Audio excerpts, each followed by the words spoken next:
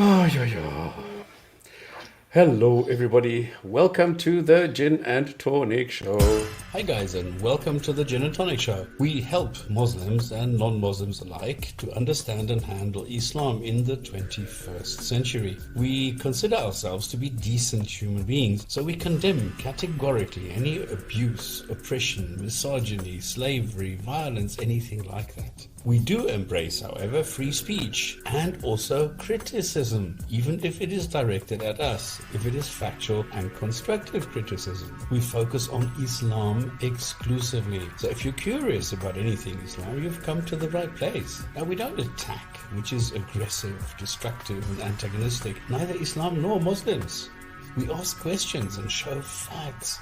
We refute false claims and present the reality of Islam, which is political Islam. We inspect, investigate, research, analyze, and then report and critique on Islam, the ideology, not the people.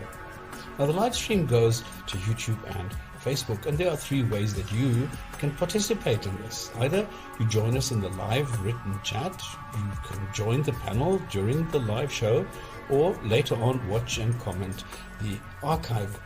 And anyone can join to comment, critique, contribute, or question. This is not a Dawah channel with censorship. Don't go to Patreon, don't go to PayPal. Everything here is free. The way we work is usually we have some news, some Krazy Komments, a segment where we go and read the Quran, and then a discussion on the theme of the month, followed by integrating the live chat, ending with a Hadith of the week. If this is not enough Islam for you, there's still the Discord channel where you can discuss with us without anything being recorded. See you later and enjoy the Gin and Tonic Show.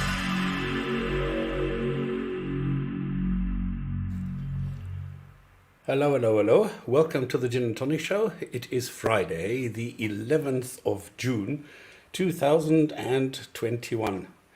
Now, before we want to kick off, I think Rob would like to mention something that we want to make very clear, even though it has been mentioned in the trailer.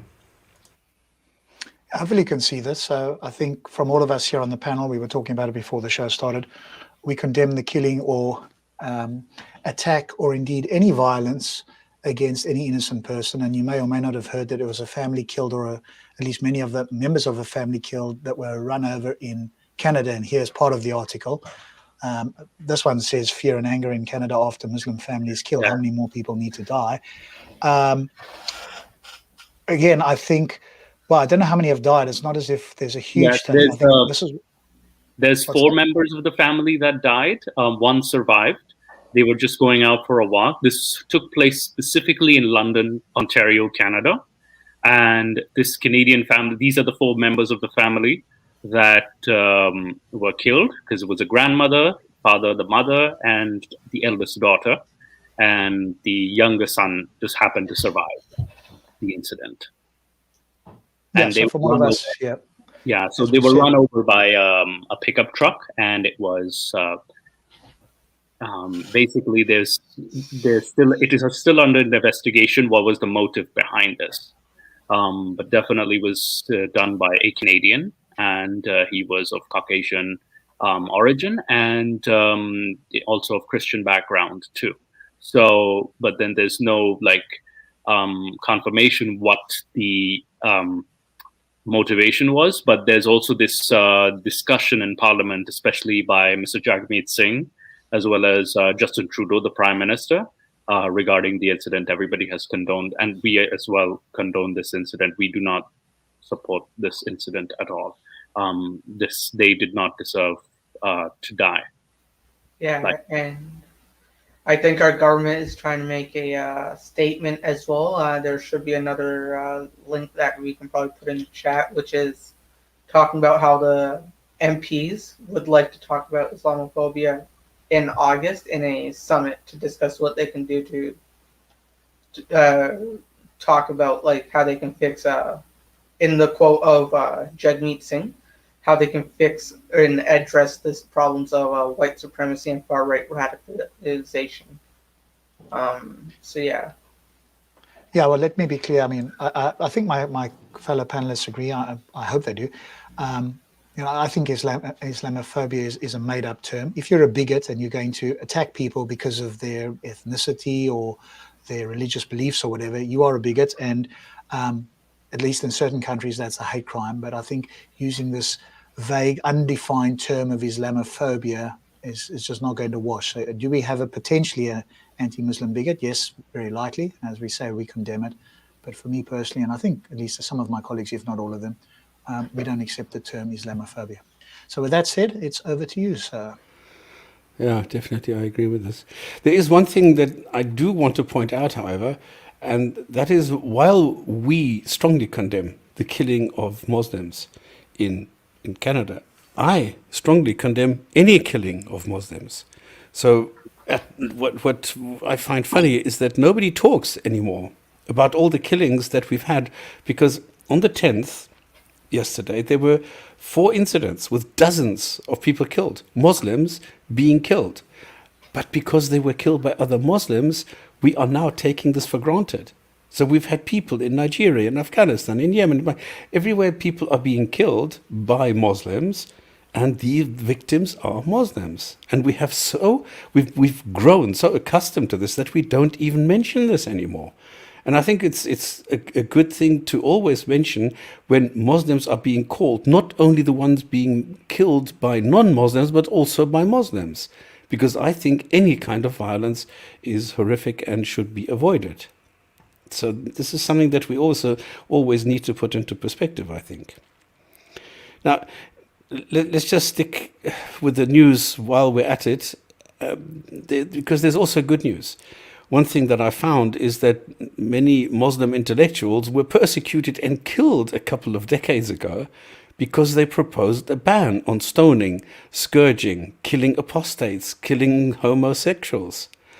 And now, in an interview with Al Arabiya, MBS, what's his name, Mohammed bin Salman, the Saudi crown prince, everybody calls him MBS, I don't know if I need to explain this, is proposing even more. Where did I write this here? Is proposing even more a reform of Islam, pruning hadith, pruning them, okay? Declaring them as invalid and just deleting them, and fixing errors in the Quran. And this kicks out Wahhabism, which he calls deifying human beings. And then he says it's obliged to implement the Quran in one form or another, making Islam in itself more Quran-centric. Now, normally what happens in Saudi, because they are the keepers of the holy sites, this normally trickles down into the other countries, into Islam in general. So there's good news here that there is a reform coming up. We don't know what this reform is going to be, because making it Quran-centric can go in a whole lot of different ways. But at least there is movement here. This is the main thing for me. So this is why I put this as my news item for today. Oh boy, this is so difficult with all these really horrific topics. It makes it very difficult to go, let's go back to the normal Gin and Tonic show, the normal segments and everything. If you've heard of all these killings and all this violence of people, it's very hard to stomach, I think. So, yeah. Okay, the inspiration that we are supposed to find here is a picture of a forest from above, from a drone or helicopter or something. And then the text, things will get a lot more beautiful, inshallah, with time. Can anybody explain this? It's I okay. don't think that's... Go on. Yeah. I think it's more to do with, if you're going through a hard time, it's going to get better. And inshallah is a term, if God willing, right? So inshallah is, and with time too. So they will get a lot more beautiful. But then it's weird that they say a lot more beautiful, because it's not always the case. Yes, Rob, you were saying? Yeah, I think it depends on your situation. If you're somebody who's got terminal illness, then time is not something that's not your friend. And there's people in this country, in the UK, who want to end their life because they're in tremendous pain and they're not allowed to do so, short of flying to Switzerland. And even then, their family members can be potentially, followed up. I apologize if you're hearing noise in the background there. So I don't think this is a universal claim anyway. Not everything gets more beautiful with time, unless you think that there's no difference between suffering and well-being. But then this claim is just meaningless. So I wouldn't call this universal in any sense. Definitely.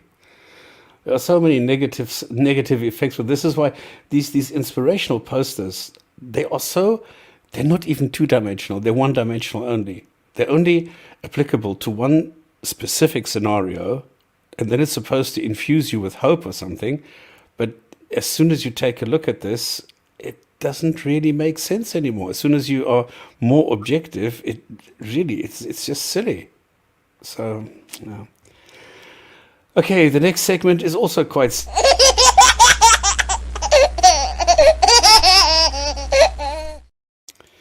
Okay, what we're going with is silly comments. Now, silly comments are what we find under videos where people comment on a specific video. And sometimes these comments are so incredibly silly that we decided to donate or allocate an entire segment to this, just to show people and to share this with you while providing feedback and while providing some more objective sort of criteria to put this into perspective. Stop. Can I do this? Just before you do, I'm going to post a link from which this is coming. We were considering this as a video. We might do it at another stage, but I'm posting in the text chat there where you can go and watch the video that has these particular comments. All right, this is Kakashi Hatake. The more atheists speak, the more I believe in the Creator. It's a rather silly comment, which is why it's on here. The question that for me, it's something like this. It's like automatic now. It's like breathing for me.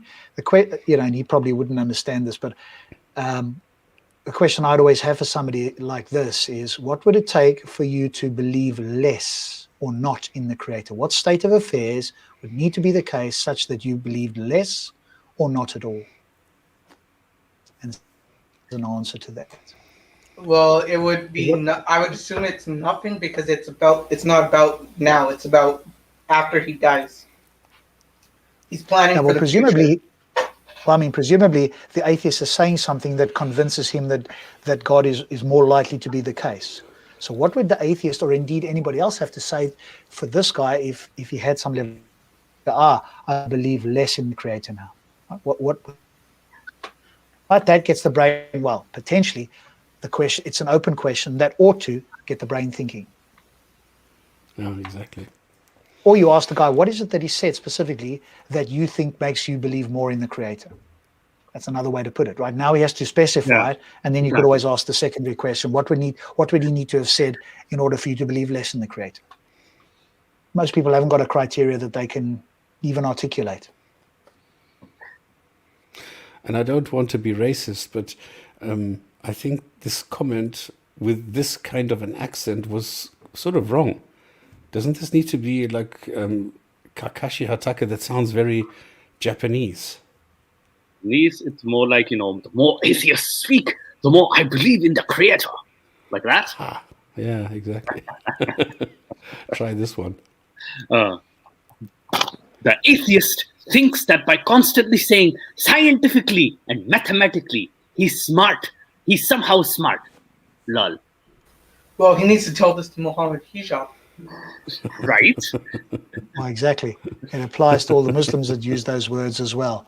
So that's because an atheist doesn't. To be consistent. Exactly. I don't use this at all. What does it have to do with science? Nothing. We've been talking about this again and again and again, that atheist is simply just the rejection of the claims made by theists. That's it. So if the theists don't make these claims, we don't react to them. Well, it was an argument that stops it. Well, an attempted argument by Hijab, I think, if I remember correctly, something about fine-tuning or design or something like that. So that's exactly. What it was. Exactly. If they would just stop making silly claims, we wouldn't be reacting to these silly claims by giving silly answers. This is the whole thing. Yeah, and one thing I gotta put in here, like, there's always the statement, like, science changes every day, but the holy books stay the same. And I'm like, well, yeah, of course science is going to change, because if it finds something wrong with itself, it's going to identify it and it's going to fix what's wrong. Whereas religion's not going to sit there and be like, I'm wrong. It never says that. Yeah, but Nick, don't make it worse. If somebody says science changes, the reply should be, no, science does not change. The conclusions drawn in a specific area based on a specific set of data, that will change as the data gets more accurate. But science does not change. Right. So if I need to determine the speed of an object, I will always have to use time and distance. This will not change. So science, what I use to determine speed, does not change. This is the point. So as it gets more accurate, then the conclusion will change. But that's the only thing. Yeah, there's a reduct here from Why So Religious as well. You could send to them. But I think the more charitable view is science improves. Its methodology, as you guys quite rightly point out, remains the same, and we update our understanding based on new information, right? And obviously the Quran doesn't do that. But then they think that's a strength, and that would be a strength if, in fact, it was this incredible book, something that we would expect from a creator. And I always say the reason I'm not a Muslim, or one of the biggest reasons, is because of the Quran. That's the exact opposite of what I would expect from a creator who wants to send a clear, concise, complete, and error-free message. This is obviously from, if there was a God, and it was this particular God that somehow authored this book in this obscure way, then he's clearly a trickster or malevolent. He doesn't have our best interest at heart if he's claiming that this is the best book. Then by what standard could we possibly say best? And I think I mentioned it last time. Stops and I were on a conversation when I asked this guy about it on Discord. He said, Allah knows best. So best is no intelligible statement. There's nothing by which you can judge something. Normally we understand what best is. There's a hypothetical imperative. There's a goal of some sort, and we can judge it by some criteria. But if you haven't got that criteria, then in what sense can you say it's the best? Same with Dr. Imran saying this is the best possible world God could have created. By what standard? How do you establish it? What would be a different world? And I just have to ask somebody like that, or any of these people, the same question. What sort of world would need to be the case such that you said, nah, this couldn't have been a God-created world? And of course, for them, there's nothing they can say, because God could create it any way he wants. So they have no way to establish what a non-God created world would look like.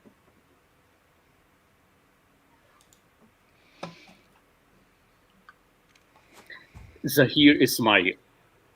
Atheist is arguing for the sake of it, not accepting basic principles. Every time something is put to them, they divert or choose the wrong answer on purpose to be difficult instead of listening, understanding, and agreeing. Exactly. Why don't we just roll over and somebody tickles our tummy? And much easier. That statement is just so obviously meant for them as well, isn't it? It's entirely, if you looked in a mirror, that's projection, right? Yeah. So something you project onto somebody else, something that your side or you are doing, you put it onto somebody else to divert, or because you don't have the ability to, self-reflect. Yeah, Rob, I think this guy caught my dyslexia and misspelled Muhammad hijab again. He spells it as an atheist. Oh, man. Crazy. Oh my God, Vladimir Al-Putin. Okay, should I do a Russian accent or an Arabic accent?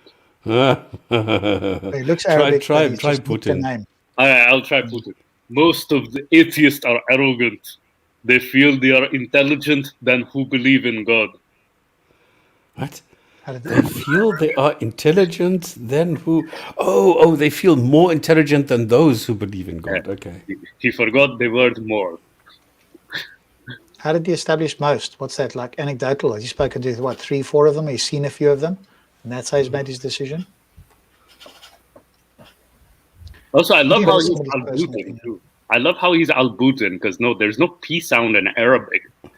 So, yet it's the most perfect language, but it doesn't have a P sound.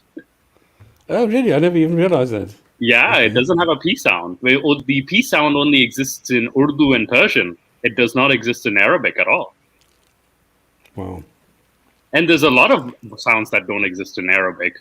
This is something I would like to, discuss in future. But yeah, topic for another day. Somehow, how it baffles me how this is a perfect language for a god when it misses certain sounds.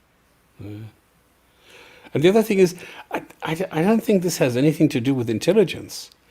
No. I mean, there are people who are highly intelligent. There are people who are Nobel Prize winners, and yet they have this God belief somewhere deep down inside. They can't get rid of it.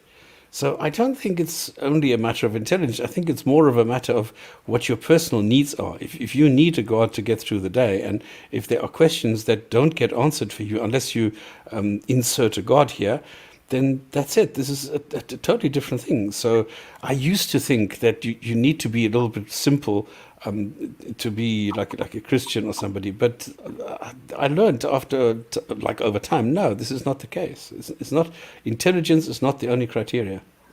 No, it's just critical thinking, isn't it? And yet, as you quite rightly point out, you could be a very intellectually smart person, but just lack critical thinking. And there are people out there that are like that. Mobin ur-Rahman. Alhamdulillah for Islam. May Allah guide us all to the raw and sheer firm intellectual beauty of Islam. Shit. I'm not sure how you got that from the video, but there you go. I love how he used the word raw and sheer for some reason. Raw. Like, what? Like, I thought he was starting to explain a porno. Then he's like, "Oh, beauty of Islam up there." Intellectual beauty. Unbelievable. I mean, yeah, you no, have to I was speak to these thinking. people. Yeah, no, you just got to replace the last word there with Johnny Sins or something. I'd just love to speak to these people and ask them, what is it that you got from that conversation or that video that leads you to believe in the raw, or is this just something you believe without good reasons and evidence? Or if you pointed to it, right, what is it that made you believe that? Right? Get them to express it, or attempt to express it. What is firm intellectual? Firm intellectual is a synonym for arrogant, meaning no matter how much evidence you show against his position, he's firm on his feet and never changes his position. Okay. A Caucasian dag. Hijab is comeback. Fire, fire, fire. What does this mean?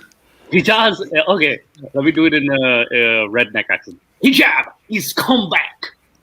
Fire. But was he gone? Or I don't No, know. I think they went to the park for a while, right? Because Speaker's Corner was closed for a while. But he went to the park. Yeah, all we need to do is invite them to raise their standards. And not only that, would be difficult. I think there was a brief time. I think hijab was just having a low period or something. Because I know when he was inciting violence against apostate prophet and other people, you mean? Yeah, that, and before that as well. That a low point. Yeah. And then there's also like him having mental breakdowns before that. So I think that may be the reference, but I don't know.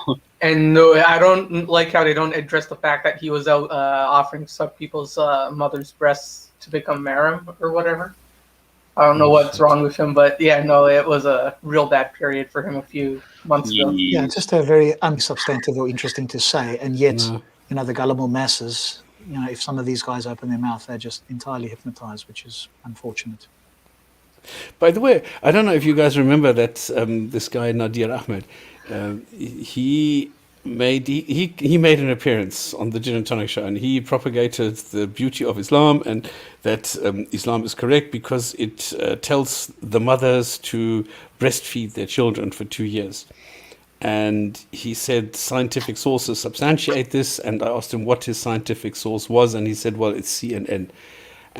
Then I took a couple of these things, and I made this into a video, and do you know that this video has 500,000 views? Just because people, Muslims, see the title, because I named it, Nadir Ahmed and his breastfeeding. And they are so enticed by this title that they have to go and click on it. I've had complaints about this. I said, this is about Nadir Ahmed and his breastfeeding. That's what the video is about. Whether you believe that there is something else there, this is not my problem. And yet people complain about this, but they still continue clicking on it. So this is quite funny. Okay, Mubin ur Rahman again. When atheists are pushed, they are surprisingly emotional. Atheists are pushed. They are surprisingly emotional. Okay. Who's he Does referring anybody to? understand? What does he mean by that? And who isn't sometimes like that? It's almost like a trivial statement, but it doesn't really tell us much. So it's like a vague, trivial statement that really isn't meaningful. Yes. Well, this is true, because if someone lays their hands on me to push me, I am going to get somewhat angry and like try to calm them down with a headlock or something. And not only that, I think what they're saying emotional too is like when we bring up human rights issues, right? So then they accuse us, especially ex-Muslims, they accuse us, oh, you're being emotional. And you say, where am I being emotional? Like, where's the emotion coming from? This is a human rights issue, especially regarding slavery, regarding, discrimination against non-Muslims, as well as Arab supremacy. We do bring up these factors, and then they just happen to just accuse us of being emotional. I don't know what this is supposed to mean. Yeah. All right. Azhar Sheikh, the atheist is a kid, lol. He's shaking, so scared, lol, and he's in front of the lion. Is the lion hijab? I think. Yeah, most probably. That's their idea, isn't it? They call him a lion for some reason. But he's too shit scared to come here. Yeah. Well, he shouts loudly and he's big, so maybe that makes up for the lack of a good argument or like anything substantive. Oh, yeah, what I call the clown show. Yeah. If you shout loudly and it sounds like you're certain about what you're saying. That's quite powerful for the people whose cognitive ability hasn't recognized that doesn't constitute a good argument. It's just a rhetorical technique, right? Yeah, I was just going to point that out because a lot of people use this are you shaking? Because it's a psychological thing. If you tell somebody who is not shaking, well, then what is wrong for you? What is wrong with you? Why are you shaking? This sets off an emotion. This is exactly the point. It makes an emotional instigation or an insinuation, that there is something wrong with you, that you have something to hide because you are shaking, even though you're not. It will automatically put you on the back foot emotionally. And it's a technique used by a lot of people who want to, to sort of assert their dominance, and this is what they're using. Why are you shaking? It's crazy. I don't know if it happens in the video, but this is what some weak people do. Raymond Venice. He has a picture of Salahuddin. But yeah, okay. On whether or not all prophets are equal, Prophet Muhammad, peace be upon him, has made it pretty clear that he is the best of all creation. Here's the hadith, narrated by Abu Sa'id, that the Messenger of Allah sallallahu alaihi wasallam said, I am the master of the children of Adam on the day of judgment, and I am not boasting. The banner of praise will be in my... Not. I am not boasting at all. That is boasting. Like, look at that, flexing. I am... Oh, God. Whether or not Prophet has made it pretty clear. So he says, I am the best, I am the master, I am the best of everything. And then he says he's made it pretty clear. Yeah, but he's not boasting. And what about, I got a real question about for this Raymond Venice. What about Jesus? Yeah, this is but now you're getting facts and this doesn't work. Exactly. Yeah. Do you know what we need in that moment, in that exact moment? We need that, like, what's that, like, super hardcore, like, God's not dead or whatever, in, like, the last scene. It's like, Jesus, man. We need that, like, gift right there. Oh, boy. Okay, HK. If Allah already knows the outcome, then either he can choose to allow the test to take place or not allow it to take place. How can someone argue that it is more just to not allow to take place. Huh? What did I just read? I If he think knows I the outcome, well, I mean, if he knows the outcome, then it's already been the case. He's not going to choose something. So obviously, the selection would have happened prior to you knowing the outcome. Indeed, if you're all powerful, you would select the outcome prior, right? So then you're not going to select after that. That would then change things, unless you have the view that God can change his mind at any moment. So yeah, that doesn't make a lot of sense. All right. So this is one that I said shit. stops. That's fine. It's all good. It's good. This is one that I said stops. It's very rare that we get some, a compliment for what we do and so forth, and we do it as hobby. So this is somebody that sent it to me on Discord, and he said, "This is to me directly. I hope you don't mind if I fanboy a bit.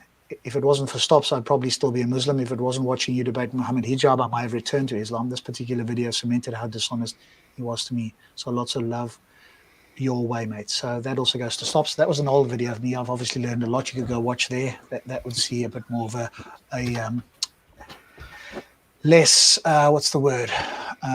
That video there. I could, that was when I was, I won't say newbie, but certainly less experienced than what I am now. So you could always go watch that if you wanted to, but certainly it's nice to hear. And I'll leave the name blank because I didn't ask him whether I could post this. I just blanked it anyway. I'm never sure, so best to be safe. So that always helps to let us know that occasionally we're reaching people. There may be people who will never reach out to us, and so, and as long as we're here and, anybody you guys are participating, everybody who has their own channel, you're leaving some sort of legacy, and you'll never know necessarily whether you've touched somebody or helped somebody in some way. So it's always nice for us to hear that, and it gives us a bit of energy to, keep going. I was just surprised in the beginning because I named this a pat in the back, and it snuck into the normal comments as a comment number, which is quite strange because I normally keep comments and the other stuff separate. So this is why I was a little bit surprised at the moment. Oh dear. Oh, I posted this on TikTok where, everybody was simping meaning, just going gaga over white converts, right? So this is the reaction I got, the first few, and it says, "A bit dramatic, isn't it? People who accept Islam in their own merit are far more attractive than those born to it. Islam increases the aesthetics." Really? And then this King Vamp, says, "We should be extra cautious of reverts, but welcoming and amiable at the same time." Why extra cautious? I don't know.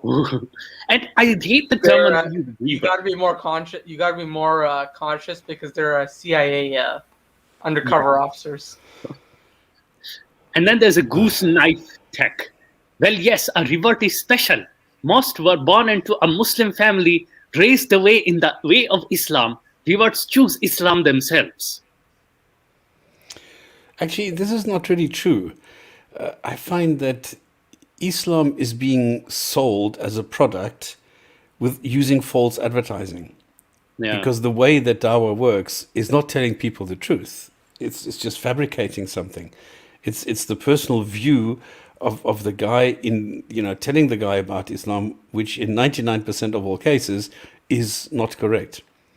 And this is why they don't really choose Islam. They choose what a guy is telling them what he thinks Islam is, and that is very different from Islam. So there's a huge discrepancy here between what is being claimed and reality. Yeah. Then there's this person. "You sound either jealous or racist. Can't be sure. Maybe it's both." How dare you, you jealous racist piece of shit? Me? Jealous and racist? Of white converts? No. I'm just pointing the hypocrisy. Now, there's this one. "This shit doesn't even happen." Skullface. And I got to talk about that username? They got like a foot fetish or something? I don't know. They have some weird usernames on here, and then they're preaching. I get like DMs from these kind of names that this is the kind of names. Like even there's related to penis. There's goose knife, and then there's I got cute toes. Like, and then this next one is runts. It's like, what creative? Does this person know what 420 is? Isn't that like that's marijuana? Yeah, and isn't that like halal or something? I don't know if it's halal or not, because I know it was said to be haram. I mean haram. Yeah, it's supposed to be haram, but you had to have a history of Muslims consuming it, very popular history of it. So I don't know, but definitely something to look into. And then runts, weirdo.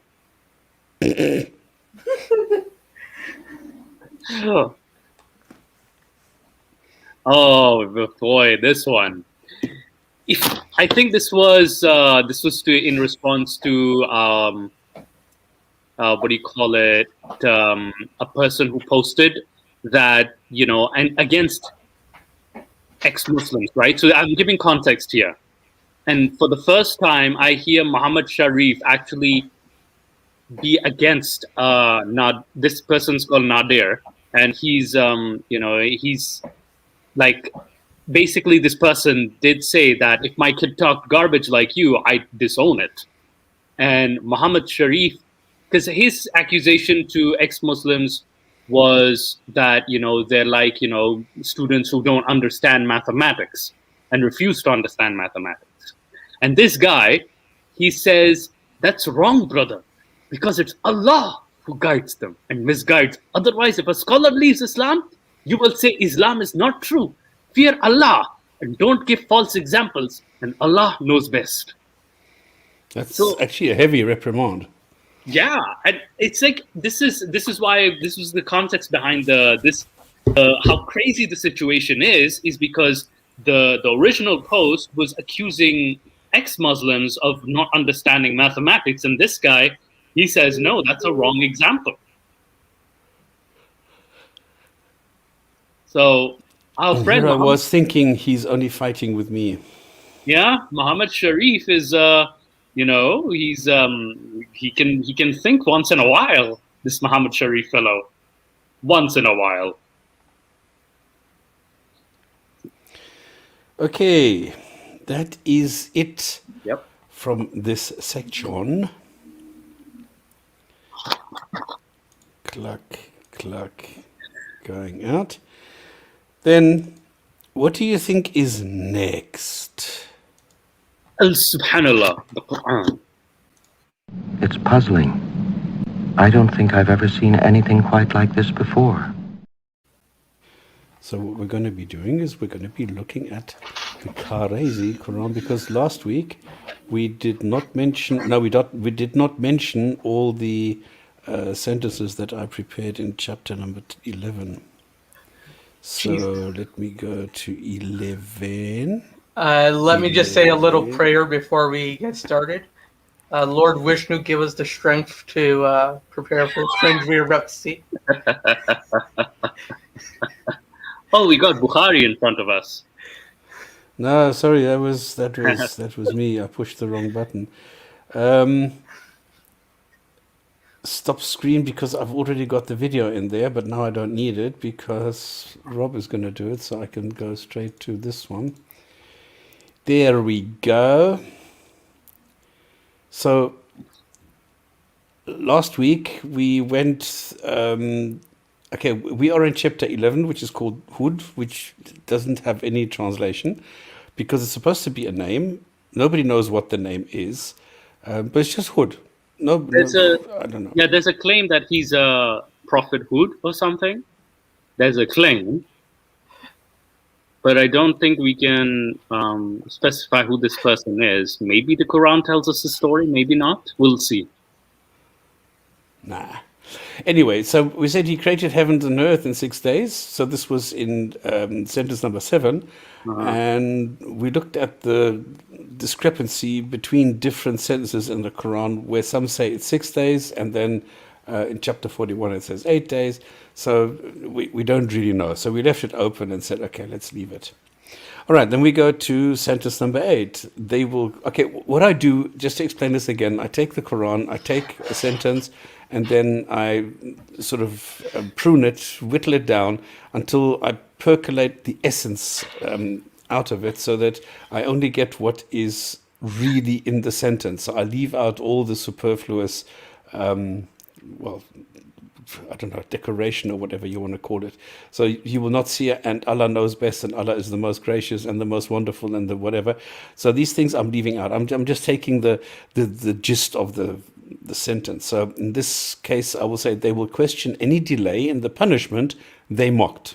In other words, somebody mocked the punishment, and then they questioned any delay. Why don't they get the punishment earlier? Okay, I don't really understand what it means. Why somebody questions the delay in the punishment. Thank you. Okay, I love this. Rachel did this. I like this suck out button, the way that it pops up. Anyway, so this is the sentence number 8. And if we hold back from the punishment for a limited time, they will surely say what detains it. Unquestionably, on the day it comes to them, it will not be averted from them, and they will be enveloped by what they used to ridicule. Okay, so this sentence, well, doesn't really make much sense. This is why what I took from it is they will question any delay in the punishment. Now, if we hold back from them the punishment for a limited time, they will say what detains it. Okay, so this for me is questioning the delay in the punishment, or the delay of the punishment, whatever. But what does that mean? So it just says that, and if we hold back from the punishment for a limited time, they will surely say what is it? Yeah, so basically it's saying, if a person, like a non-believer, says, okay, I'm not getting punished, what's happening? So, like, when the Muslim or the believer, by the way, apologize for the sound on the background, there's some work being done. Was it you? Yeah. That's just construction being done. My apologies. But yeah, this is sort of like an act, like when a non-believer says, "Okay, what's happening to me? There's nothing happening to me. What's your God doing?" And this is sort of a response to that. That is possible. Yeah, that could be the sort of the environment. Yeah, the context that I'm missing. Because for me, this doesn't make sense. Okay, but it's true. If you look at it from that point of view. If we hold back from the punishment, they will say, and we're talking about non-believers here. I did not get that. Yeah. Okay. Yeah. Then it makes sense. So they. All right. I would have to go and change the non-believers. Then it makes more sense. So the non-believers will question any delay in the punishment they mocked, because they mocked the punishment. It can't be averted. Okay. Yeah. Okay, and sentence 9, if we admonish and guys, do you see what is happening here? I am just a human being, all right? I make mistakes, and I admit I don't always understand the Quran. And this is why it's good to talk about these things and get some context. I'm very grateful if somebody can correct me, because this makes it better for everyone. And I'm quite happy to have this. And I know that for a Muslim, you will ask, oh, he was wrong, you see, he doesn't know what he's doing. No. It's that the Quran is not clear in the way that it's articulating itself, and therefore there are a lot of different options, and because it's not explained to me, I don't immediately see it. That is what is happening, and this is why it's good to ask people and to be corrected, because like this everybody learns. So yeah, I actually think this is positive. Sentence 9, if we admonish and then retract mercy, he will be ungrateful. Okay, I don't understand this. So it says, and if we give a man a taste of mercy from us, and then we withdraw it from him, indeed he is despairing and ungrateful. Taste of mercy. But then it sounds like, we're giving him a taste of a mercy, which is, what do you call it? I feel like it would be better if we gave a taste of punishment from us, and then we withdraw, and then indeed he's despairing and ungrateful. That we showed mercy, and then he's ungrateful, right? So that would make sense. Now here it says we give a taste of mercy. what changes when you give him a taste of mercy? Like, And they talk about it like it's some kind of subject or something that like you taste for food. You either give it or you don't. yeah, I think what the author of the Quran is trying to say is, like, you know, we're trying to, like, we're being harsh with them, and then, you know, we kind of provide them mercy, and then we withdraw from it. We give it a taste of mercy, and then we withdraw. Oh, okay. So we give them some mercy, and then we withdraw from said mercy, and then indeed he is despairing and ungrateful. So he's sad, and then he's ungrateful. So the way this is structured is so confusing. And my question This here is just an excuse. Go on. Go, Rob. Yeah, this is just not an excuse to give mercy, but then he's supposed to be all merciful. So again, That's exactly what I was going to say now. Can a Yeah, God it seems to who is all merciful withdraw mercy? That's not possible. it just seems like this is an excuse not to give mercy. But if you are all merciful, maybe the Muslim will try and claim, oh, he's only all merciful in certain circumstances. Well, then stop using the word all. Then it just sounds ridiculous. Just like, you know, the Quran is not an exposition of all things. It's only of all things that I choose, because I'm going to infer something, because obviously it doesn't expose all things, but it's the same thing here. But it's like an excuse not to do it because, hey, he might fall into despair. Well, if you don't give him mercy, he's still going to be in despair. So what the hell's the difference? It's just an excuse, but B, a ridiculous sentence. In case he feels in despair, if we give him some mercy. Well, if you don't give him any, he's still going to be in despair. So if you gave him some, there'd be less despair, and therefore you'd be giving some mercy. And then if you took it away, yes, he might despair. So what? He'd despair in it if you didn't do it anyway. And you're supposed to be all merciful. So, you know, it's a... But this is why people, you know, it can't be that most Muslims have read the Quran or understand it. When they come across something like this, and you've been told multiple times that he's all merciful, how is it that the brain, the critical thinking doesn't kick? And it must be because they've been taught not to think critically, or even to read the Quran or understand it, right? Must be. Yeah. And look at the second translation by Yusuf Ali. If we give a man a taste of mercy from ourselves and then withdraw it from him, behold, he is in despair and falls into blasphemy. What? Okay, I didn't even see that. That's crazy. That's crazy. No, I caught that one. Caught my eye, and then it doesn't make it. In despair and blasphemy. In despair and blasphemy. No, Wow.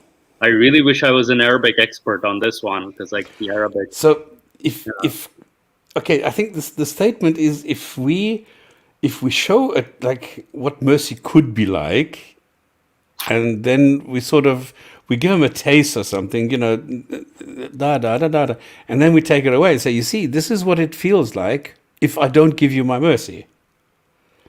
And then he will fall into despair, and then the other guy says, Yusuf Ali says, well, he is then going to say some unkind things. There is no all-merciful, it's the merciful. Well, then tell the authors of the Quran to write it properly. It's not my fault. We're just reading the Quran. Well, hang on a moment, but it's synonymous with all merciful. And just to be sure here, let's just show you again, right? Just to show you the time here. Here's most merciful, right? We just did a search on Quran, most merciful, 1-3. The most merciful, most benevolent, most merciful, most merciful.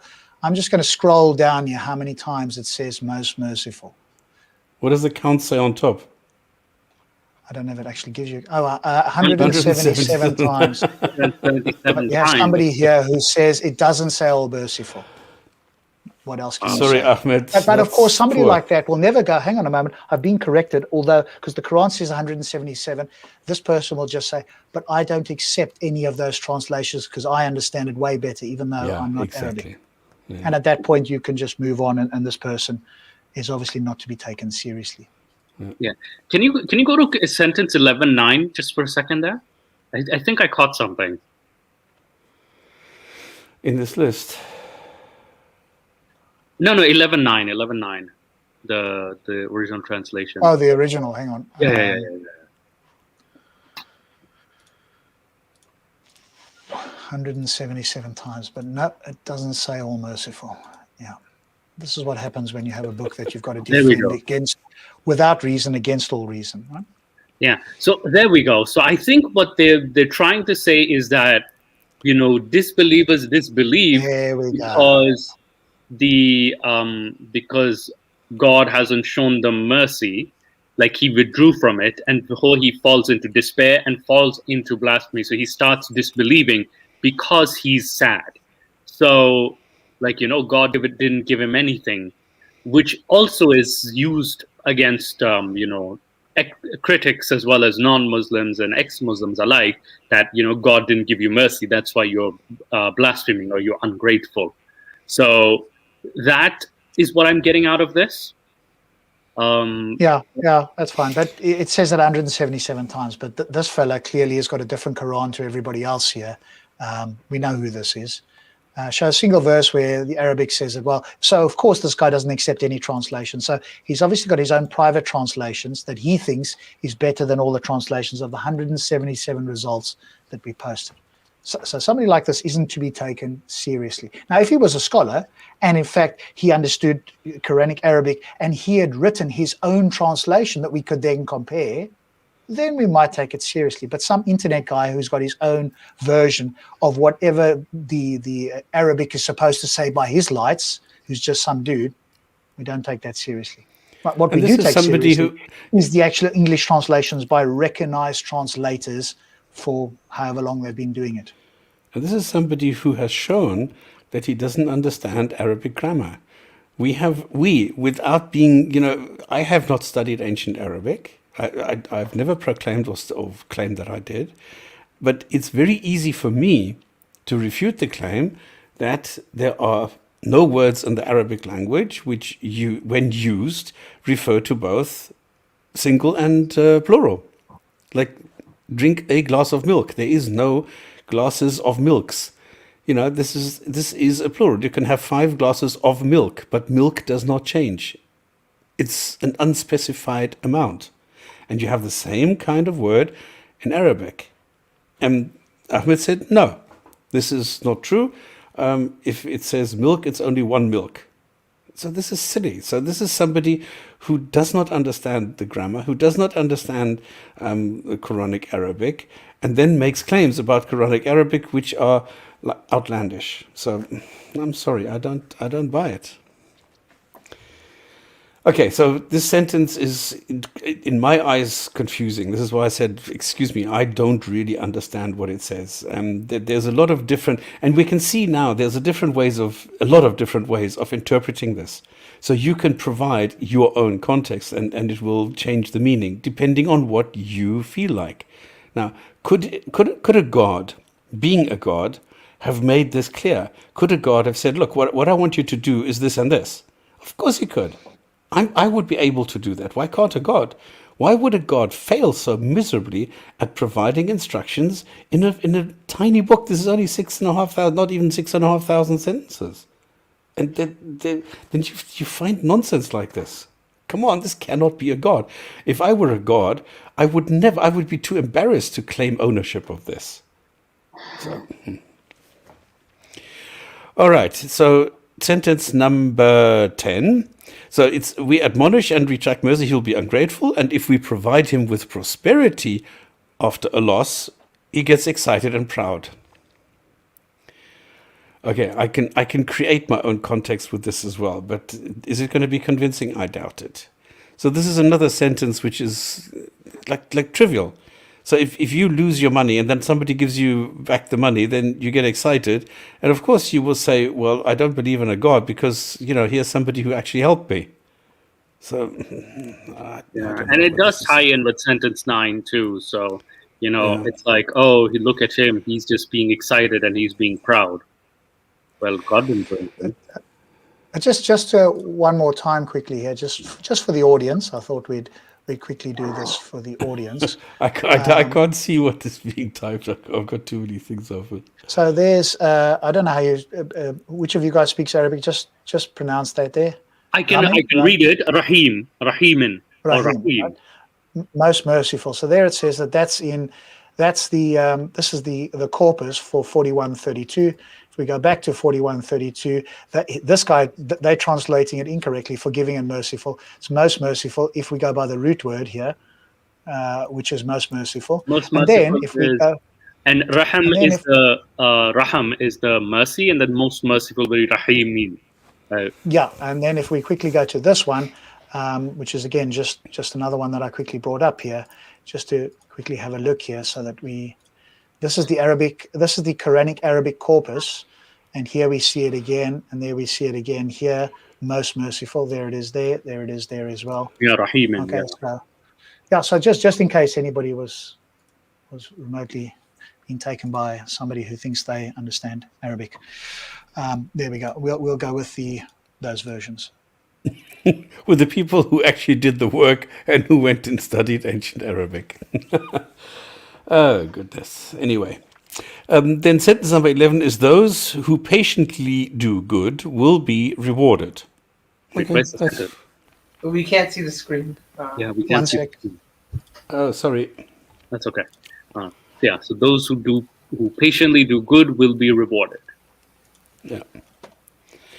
So then number 12, you might reject some of what was revealed because they will complain. If only it was a treasure or with an angel. But you're just a warner, and God is responsible. What the hell is this? I'm sorry, but this is really... It's all merciful or most merciful. If you go to sentence number 1, Ahmed, come on, don't play silly bugger. Yeah, most and all are synonymous. Yeah, I mean, again, this is somebody who doesn't understand English. So I'll give you a quick English lesson. When you say most, it's synonymous with all in this case. So there you've just learned something in English. And go to sentence number 1. I'm teaching about English. Yeah, I'm teaching about English. But he cannot teach you Quranic Arabic because he doesn't understand it. Ahmed, go to sentence number 1, and you will see the difference, okay? So right. No, I mean, let's not worry. He's got his own version. Stops. I think he's got he's making some other version of the Quran. Come I know, on. but he's got some other version of the Quran that he thinks he understands. So maybe it's a Maverick X Quran that he's just written up himself or something, and that's what he's revealing. But we're not obviously not going to pay that too much attention. All right, Most give me sentence number 12. is synonymous with all. Yeah. So now you've learned something. All right, with Sahih International sentence number 12, then you would possibly leave out some of what is revealed to you, or is your breast constrained by it? Because they say, why had there not been sent down to him a treasure or come with him an angel? But you are only a warner, and Allah is the disposer of all things. What have you just read? So I think the disbelievers are asking, why are you here? Why is not an angel sent down or like a treasure sent down? So this is either being said to the Hud character or Muhammad. I can't tell which one. I know this reminds me of my Islamiyat class, because in Pakistan, that's compulsory. You have to take this.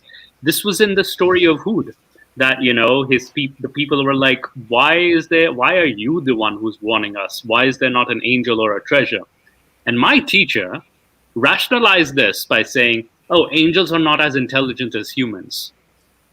Okay. So they would have not believed. So what you are saying, this is about somebody this is one of the messengers, okay, who is sent to the people. So this is a person who is sent to other persons to explain the message, because Allah did not give the person the message, but only the other person. So this person has to give the other person now the message. And now this person is asking the other person who is trying to teach him something, why are you here? And you're not here giving me a treasure or something, but you're only giving me some words. Yeah. And you're not an angel. You're not coming with anything. You are only a warner. Yeah, but and again, then Allah is the disposer, is just a throw-in. Yeah, but you are like the angel after the angel, but you are only a warner. So this is Allah's, or the author of the Quran, saying to the messenger or prophet, oh, but you are only a warner, and Allah is the disposer of all things. Okay, then it makes sense. Yeah. You might, then does mine make sense? You might reject some of what was revealed because, then it makes sense. With this context, even my sort of version makes sense. You reject what was revealed of the message by the guy because if only it was a treasure or with an angel, which it wasn't. But you are just a warner and God is responsible. Okay, yeah. All right, 13. If I just invented it, produce 10 chapters like it. Ooh, Okay, we're not going to go into this. I'm just giving you the 5 different versions. Produce a Quran, 10 chapters, a single chapter, or anything. But if you do, you're going to go to hell. And you can't anyway. And nobody's ever done it. So, yeah, this is silly. 14, and we know about this. Okay, maybe, I don't know if I need to explain this. We've done this so many times. The surah like it, we have refuted, debunked, ridiculed. We've done everything with it. It's silly, it's stupid, it's ridiculous. We don't need to do it again. So, number 14, if they don't respond, you know it was the one and only Allah. Will you now become Muslims? Okay, so produce 10 chapters like it, and if they don't respond, you know it, in other words, what created it was the one and only Allah. Will you now become Muslims? Just because you can't produce something like it without it being specified what like it is, then you should become a Muslim. This is how silly Dawah is. And of course, as you mentioned in I think it's, what was that? If you mentioned up there, Surah 2 something, if you scroll up a little bit. 23, yes. 2:23. If you go to 2:24, it says you'll never be able to do it, as Stops pointed out there. But A, there's no criteria. But B, even if he gave criteria, he could give specific criteria, such criteria, and make sure that it matches the Quran such that you could never do it. So it's it's not actually a challenge. B, it would be an unfalsifiable challenge and therefore of no value, and nobody should take this seriously. So if you hear a Muslim say, all you have to do is produce a surah like it, you can point out that in the book itself it says you can't do it. So if I said to you, hey, I challenge you to write something like this and you will never do it, and I don't give you criteria, is anybody going to do it? Obviously not, right? There's no criteria. I've already told you can't, so I've presupposed that it's not possible, but I haven't given you the criterion, and whatever you bring, I'm just going to come up with something that says, no, you can't do it. Something like this obviously isn't to be taken seriously. And even Abdullah Samir, the ex-Muslim who did respond to this challenge, and someone who also wrote Surah Korner, they were practically mocking the style of the Quran. So, like you said, you shouldn't take this challenge seriously. And even if you do, like, this should be in such a way it mocks the Quran itself. Okay, number 14, you will know it was the one and only.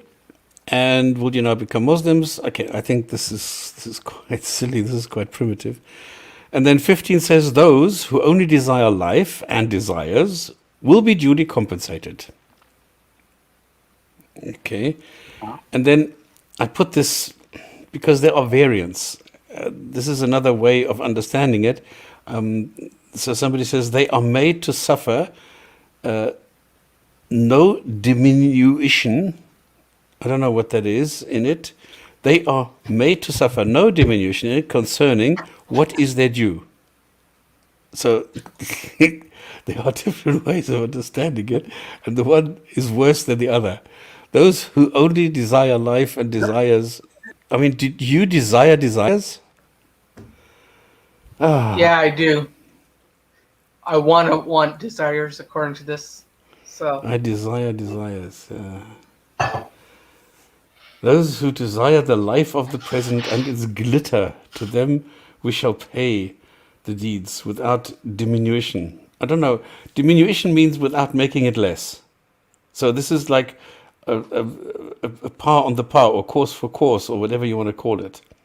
So in other words, if you desire life of the present, in other words, you are somebody who is solid in the life here and now, without thinking of the afterlife, then this is a veiled threat. If you only want this, then this is what you get, without any kind of mercy. Okay, but if you desired this life and it's dormant, let's say you desired, just helping people and being whatever, right? You didn't want a house, but you just woke up every day, I can't wait to help every single person I can. What repayment are you going to get? Hellfire. For helping everybody else, being quote unquote a good person? Yeah, because you didn't believe. because you didn't desire the afterlife. You desired the life of this world. You desire to help people here. You don't want to go to the afterlife and go and praise the Lord and go and fall to the ground 5 times a day and run around a black stone. So that's what you get. You will get hellfire. Even though you woke up every day wanting to help people, you still go to the hellfire. There you go. Yeah. We fully repay them for their deeds therein. I mean, this is sarcasm, okay? Am I wrong? Is there any way out of this? Wait, so it says, whoever desires the life of this world and its adornments, we full repay them for their deeds, and therein will not be deprived. This doesn't make any sense. Like, the second one says, then we shall pay the price of their deeds therein. So is it mocking you, or is it being sarcastic? All right. Yeah, so now you'll get some interpretations of what these guys think it means. Yeah, let's see Tanvir on the class. But I mean, the point is, again, if you had a clear book, you wouldn't require some humans to try and come up with some interpretations. And it's clear that we've got people in the chat here who've got their own interpretations. Is this what you would expect from a God who was sending a clear, concise, complete, and error-free message? It's exactly the opposite. Yeah, no. And when you do give them something, but when you do give them something clear, then suddenly it's not clear. Well, beat your wife doesn't really mean beat. It means X, Y, and Z. I'll come up with any other thing. So when it says something about, hey, it's everything is clear, well, it doesn't really mean everything. That's not that's not the translation, because clearly there's an agenda there. If it did say everything, which would be very difficult to do, but even if it said everything on any particular topic, but just choose a topic. It doesn't do it on any particular topic that I'm aware of. You could easily add something to any topic that you might name to wish. Maybe that's a challenge for Muslims. Go and find a topic in the Quran that you think the Quran completely covers, and then we'll see whether, in fact, we can just add one thing to it to show that it's incomplete in any topic you choose. Go ahead. Try anything you like and see if there isn't something we can improve. But if that were the case, then is this really supposed to be from God? How is it that you could read this book and still think that this is a clear book? It's just beggars belief. And just to add on to that, Rob, you guys came in from it and out from it and all, but for me, coming from an outsider into this, somewhat an outsider considering my background, it's this just seems like the instructions at the DMV for me. Like, they're half clear, and like not everyone follows it. Everyone has their own interpretation of the rules, and it's coming from the outsider. It's a lot more confusing than it would be for someone who's already in it, especially with like those science quotes we talked about a few months ago. Yeah, but remember this as well, though, Nick. If you gave this book to anybody who had never heard of this before, and you said to them, go to a desert island, read this book, and come and tell me everything you understand, they would battle to understand a tenth of this book without anybody else to speak to. And if this book is supposed to be sent around, if you need the messengers, well, then now you need the book and the messengers. Neither of these were properly preserved, and the messages don't even agree with eeach other. Is this the best way you can do it? Clearly, we can immediately think of way better ways of sending this information to humans. And it wouldn't, because the defense will be, oh, well, if you gave them all the information directly, if you beamed it into their head, or if it was part of the fitra or something like this, well, that would change their free will. Well, of course, that's nonsense, because you have a place called heaven that doesn't have evil, and where you supposedly have free will. So this idea that it would somehow violate their free will is utter nonsense. It wouldn't violate their free will. In fact, then you could, if you had to have this crazy idea of judgment, then at least you could be judging them, because they're all reading from the same hymn sheet directly from the source, and not in this terrible way that they've had that supposedly invented to do this. So it says those who only desire life and desires will be duly compensated. They will go to hell. They are worthless. And that's number 16, isn't it? That's number 16. I think it just asks. It just says, "Oh, they're going to hell." Oops. Nothing in the hereafter but fire. Yeah, those are those for whom there is nothing in the hereafter but the fire, vain out of the designs they frame therein, and no effect, and the deeds that they do. That's Yusuf Ali. What's the bet? Go on, finish off. Sorry.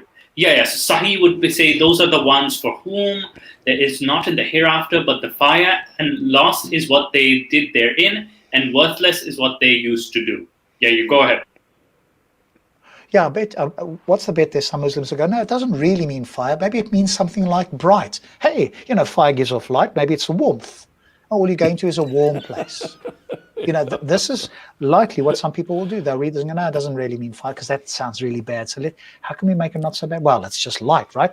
Because from fire comes light, and there's a bit of warmth there and that sort of stuff. So it's not really that bad. It's a comforting glow. Yeah. But they will go to hell, they are worthless. Now, 17, oh my God, we're taking a lot of time. All right, but you can see I really tried. I really, really tried to make sense of this, and I just couldn't. So 17, if you call it up, says, is he who possesses a clear proof from his Lord, recited by a witness from him, and so on. So what I did, and I need to make this one tad... We can make this the last one, Stops, because it's a long one, isn't it? Yeah. Actually, or should we stop here and continue next week and talk about this? Yeah, maybe do that because it's quite a long one, isn't it? Yeah, because now we need to have the discussion on this because this will be like quite intricate now to understand everything, and this is going to be a discussion again. You're right. So let's stop at number 17. Oh, number 16. We finished number 16, and then next week we will continue with 17, and we will start the discussion because this is quite a lot to go through. Okay, we have arrived at the theme for today, which is a video, which is about this lady and why is this? There you go, that's better. And her boyfriend, I think it is, and there is a Muslim on the left who is telling them, I think you should join Islam. So, Rob, go and take it away.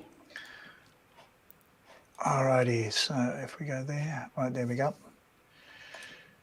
Okay, so it's not a particularly long one, but I'm sure we'll have things to say. So I haven't watched this yet, so maybe Stop says already, but you guys just shout stop loudly so I can hear you, or I'll just stop as we go. So I'll just start again. You won't really hear much for the first few seconds until I just heard the first few seconds and then they put the mic on. So here we go. They won't say it's random. They'll say, okay, it came off a 90 degrees angle and it went in. So there isn't any randomness. Everything is no. But and would you say that there's a objective purpose to our life? Is there a reason why you exist?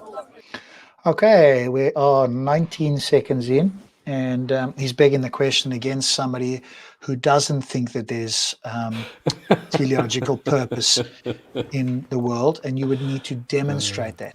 So if you think there's a purpose in life, what do you mean by purpose? Do you mean a purpose that we can find ourselves, or do you mean some sort of quote unquote, I'll use somebody else's word, intrinsic, i.e. objective fact that there is some purpose? If you think that's the case, I don't, and I presume my colleagues in the panel don't, then you'd have to argue that that is the case. And in fact, that you know this. So you'd have to assume there's some mind. This mind has communicated with us. This mind wants what's best for us. And we've understood what this purpose is. So you have a lot of presuppositions that you have there that you would need to demonstrate before you could even make this statement. So he's got the cart before the horse, but it would be begging the question against the naturalist anyway. And I think he's... Sorry, yeah, just he's also trying to ask what is. I think he's asking in the context of greater purpose, not so much basic, but that's me being charitable. He's probably latching on to the idea that there's a grand purpose for all humans. Yeah, well, that's what Muslims believe, right? That God has given them some sort of purpose. Well, they need to demonstrate the God. They need to demonstrate that He's all good, that He's communicated this to them, and that they've clearly understood what this purpose is. So they come from that worldview already. Now, if you're a non-believer, this is not a good way to start, because maybe I don't know what this fellow will say, but you're straight away begging the question. If I said to the Muslim, hey, do you recognize that there's no purpose in the universe? He'd go, hang on a moment, how did you establish there's no purpose, right? To him, I'd be begging the question against him. Right? So same thing when they do it the other way around. intelligent man like yourself? I believe there's a reason why you think everyone's got a purpose in life, but I feel like you have to find it yourself. But that will be subjective. I ask you objective purpose. One purpose that all human beings can come. How can we even find that out? What's the principle? The principle is whatever created us should tell us. Wouldn't that make sense? There you go again. Well, I'm just going to assume that something created us. Hey, can you see? It's like the Muslim mindset, right? If there is a creator, which he already accepts, well, then all of these other things follow. Well, you've got to demonstrate that, plus all the other presuppositions that I noted before. But that's how they approach. So this is the wrong way to approach somebody who's right. Maybe I need to give dawah to teach these people how to do dawah properly. This is not a way to approach anybody who's thinking about this critically. You need to meet them where they're at and then try and convince them that you have a better argument, not already beg the question against them and assume that it's the case. Yeah, and Rob, before you continue, I just wanted to mention one thing. It's June 10th, 2021, so very recently. Why aren't these 3 people wearing masks? That's one Sorry, of the say that again. Why aren't these 3 people having their discussion not wearing their masks? Do they have like a lift on the banner or anything? Or Yeah, like you don't have to wear it in public if you're a certain distance away. All right. Yeah, I just want to make sure because I know this is like still Corona time and they're not wearing any masks. So I didn't want to make sure like this is like. Yeah, but remember, most people are vaccinated in the UK. Yeah, I got so used to Canada, so. Yeah, sorry for that interruption. In a way, yeah, but it's been how you look at it. No, but then logic dictates the purpose of the car came from the first manufacturer. So it's only right to say it's only befitting to say whoever caused us should tell us our purpose. If we were to have an objective purpose. Rob, yeah? I'm surprised you didn't stop. I was going to, but I was waiting for because every time that a Muslim comes up with an analogy, it's simply silly. It does not match. It does not help. It doesn't do anything for the argument that you're making. But it's worse than that. Even that stops. You're absolutely right.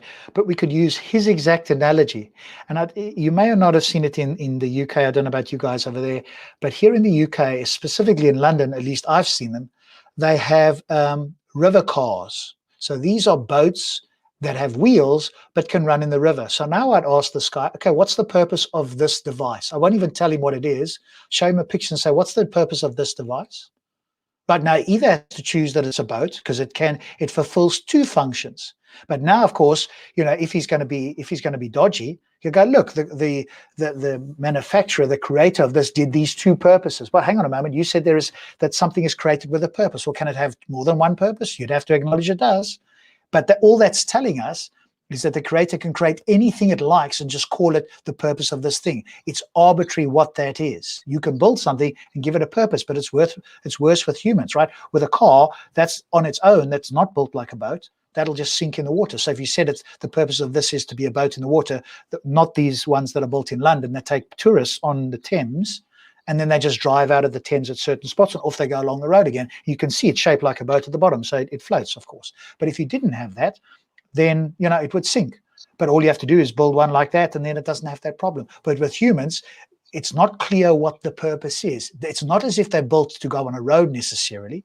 So what is the purpose? And if they say the purpose is to worship, well, how would you establish that? If you went to a human that had never heard about a God anywhere, let's go to the Baraha in the Amazon, right? Who in my view, debunk the idea of the Fitra anyway, that have never had the idea of an overarching God. They've just had sort of animalistic type of spirits and stuff like that. And you said to them, what's the purpose of humans if you could communicate, understand their language, etc.? They wouldn't say to you, well, the purpose is to worship something. They'd probably say the purpose is to lie in the sun, which they did. And of course, Daniel Everett went out there for about 4 years. And they're quite lazy people in the sense that they enjoy their life. That's a simple life. They lie in the sun, etc. So they would say lie in the sun, right?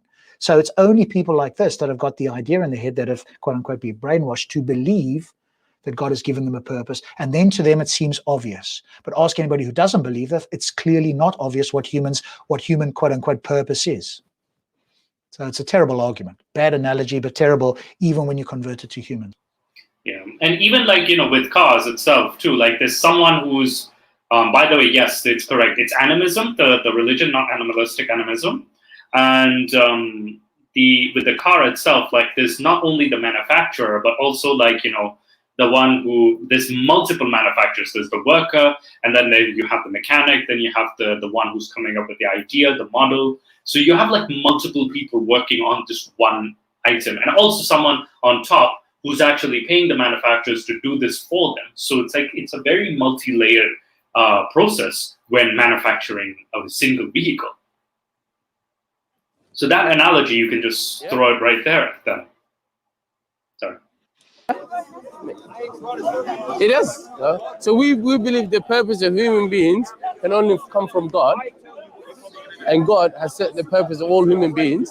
And that purpose is only mentioned in Islam, except... Okay, so here, if I was this guy that was on the other side, I'd say, okay, why would I believe that a God exists? And let's say, for example, we get past that bit, because you won't normally get past that with, if you're thinking about this a lot, that no religious person will get past that with us. But let's suppose we got past that and there was some sort of God. How do you establish what the actual purpose is? And if you point to your book, well, then again, you're just begging the question there. Hey, I know what the purpose is because the book that this guy created told me the purpose. Well, how did you establish that that's the only possible purpose?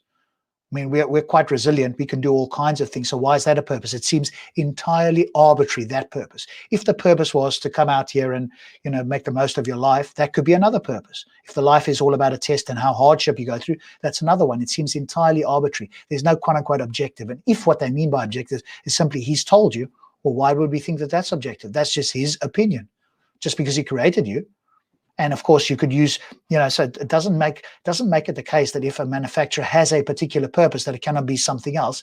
It's just an arbitrary purpose that manufacturer has used to create whatever it is. Doesn't mean it can't be done for something else, and especially with humans. Yeah, and then if you go to a manufacturer like Lamborghini, who creates tractors and racing cars and things like that, it's very different. But I have another. I just did a quick search. And I found something interesting because he makes a claim, and I can't find this now. Damn. But just say stop if you find it, and I'll keep going in the meantime there. Unless you want to wait. Should we wait for you? Or? Yeah, because I just have it right here. I don't understand. Okay. I've got it right here. Because I did a quick search, but I don't understand why I cannot share it. This is quite weird. If I say share screen, and I go to application window. Here it is. Right. Now, why doesn't it show? Does it show? Make it bigger. Yeah, we can't see it. Make it a lot bigger. Hopefully you've got no tabs there that you want to keep private, because it's sharing the whole thing and not a tab. Okay, I'll do this. Because I did a quick search, and he says only Islam does this. And I did a search for a purpose in the Christian Bible, and it came up with this. And it said, God will bring into judgment both the righteous and the wicked, and there will be a time for every activity, a time to judge every deed. I said to myself, as for humans, God tests them so that they may see that they are like animals. Surely the fate of human beings is like that of animals. The same fate awaits them both. As one dies, so does the other. All have the same breath. Humans have no advantage over animals. Everything is meaningless. All go to the same place. All come from dust, and all dust return. Who knows if the human spirit rises upward and if the spirit of the animal goes down into the earth? So what we see here is there is a purpose here. There is a purpose here that you need to fear God, and you need to enjoy their work because that is their lot. So this is the purpose according to the Christian Bible. There is nothing better for a person than to enjoy their work because that is their lot. For who can bring them to see what will happen after them? So this is, in my eyes, a very similar story to what you see in Islam. So how can he say, well, hang on, this is only in Islam that you can see this? I totally disagree. Yeah, well, it's obviously not the case.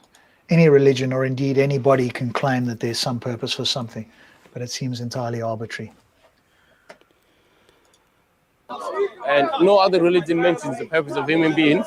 And the Quran says, I know I'm jumping a bit, the Quran says, وَمَا خَلَقْتَ الْجِنَّ وَالْإِنسَ إِلَّا لِيَعْبُدُونِ. God did not create human beings and the jinn is other spirits, except nothing Rob, but for worship. could you When we pause say it for a sec?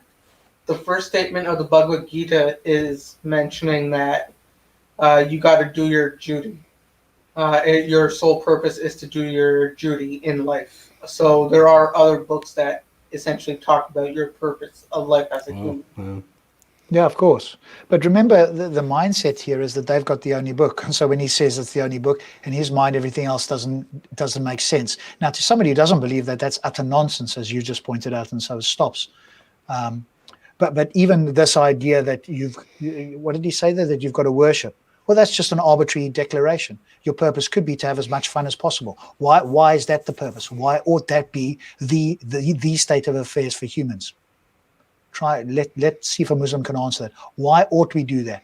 And if you say as a Muslim, because God said so, don't waste your time. If you have a reason that must be the purpose, as opposed to any other thing that one could conceive of, then I'm interested to hear that. But if you haven't got that argument, all you're going to point to is a circular argument. Don't waste our time. But give us some objective standard why worship is or must be or ought to be the objective purpose, a fact of the matter for human beings. Good luck with that. we say worship, we mean obviously a form of doing good thing, giving charities, being nice to your neighbor, being nice to your partner, not abusing your partner. Look at him just run off everything else. This is what worship apparently means according to him. He'll just throw in everything he fancies under the word worship. Eventually worship won't mean anything. Worship will mean just live, be good. That's not what worship means. See how they muddy the waters when it suits them, especially for people that may not be aware of what it actually says.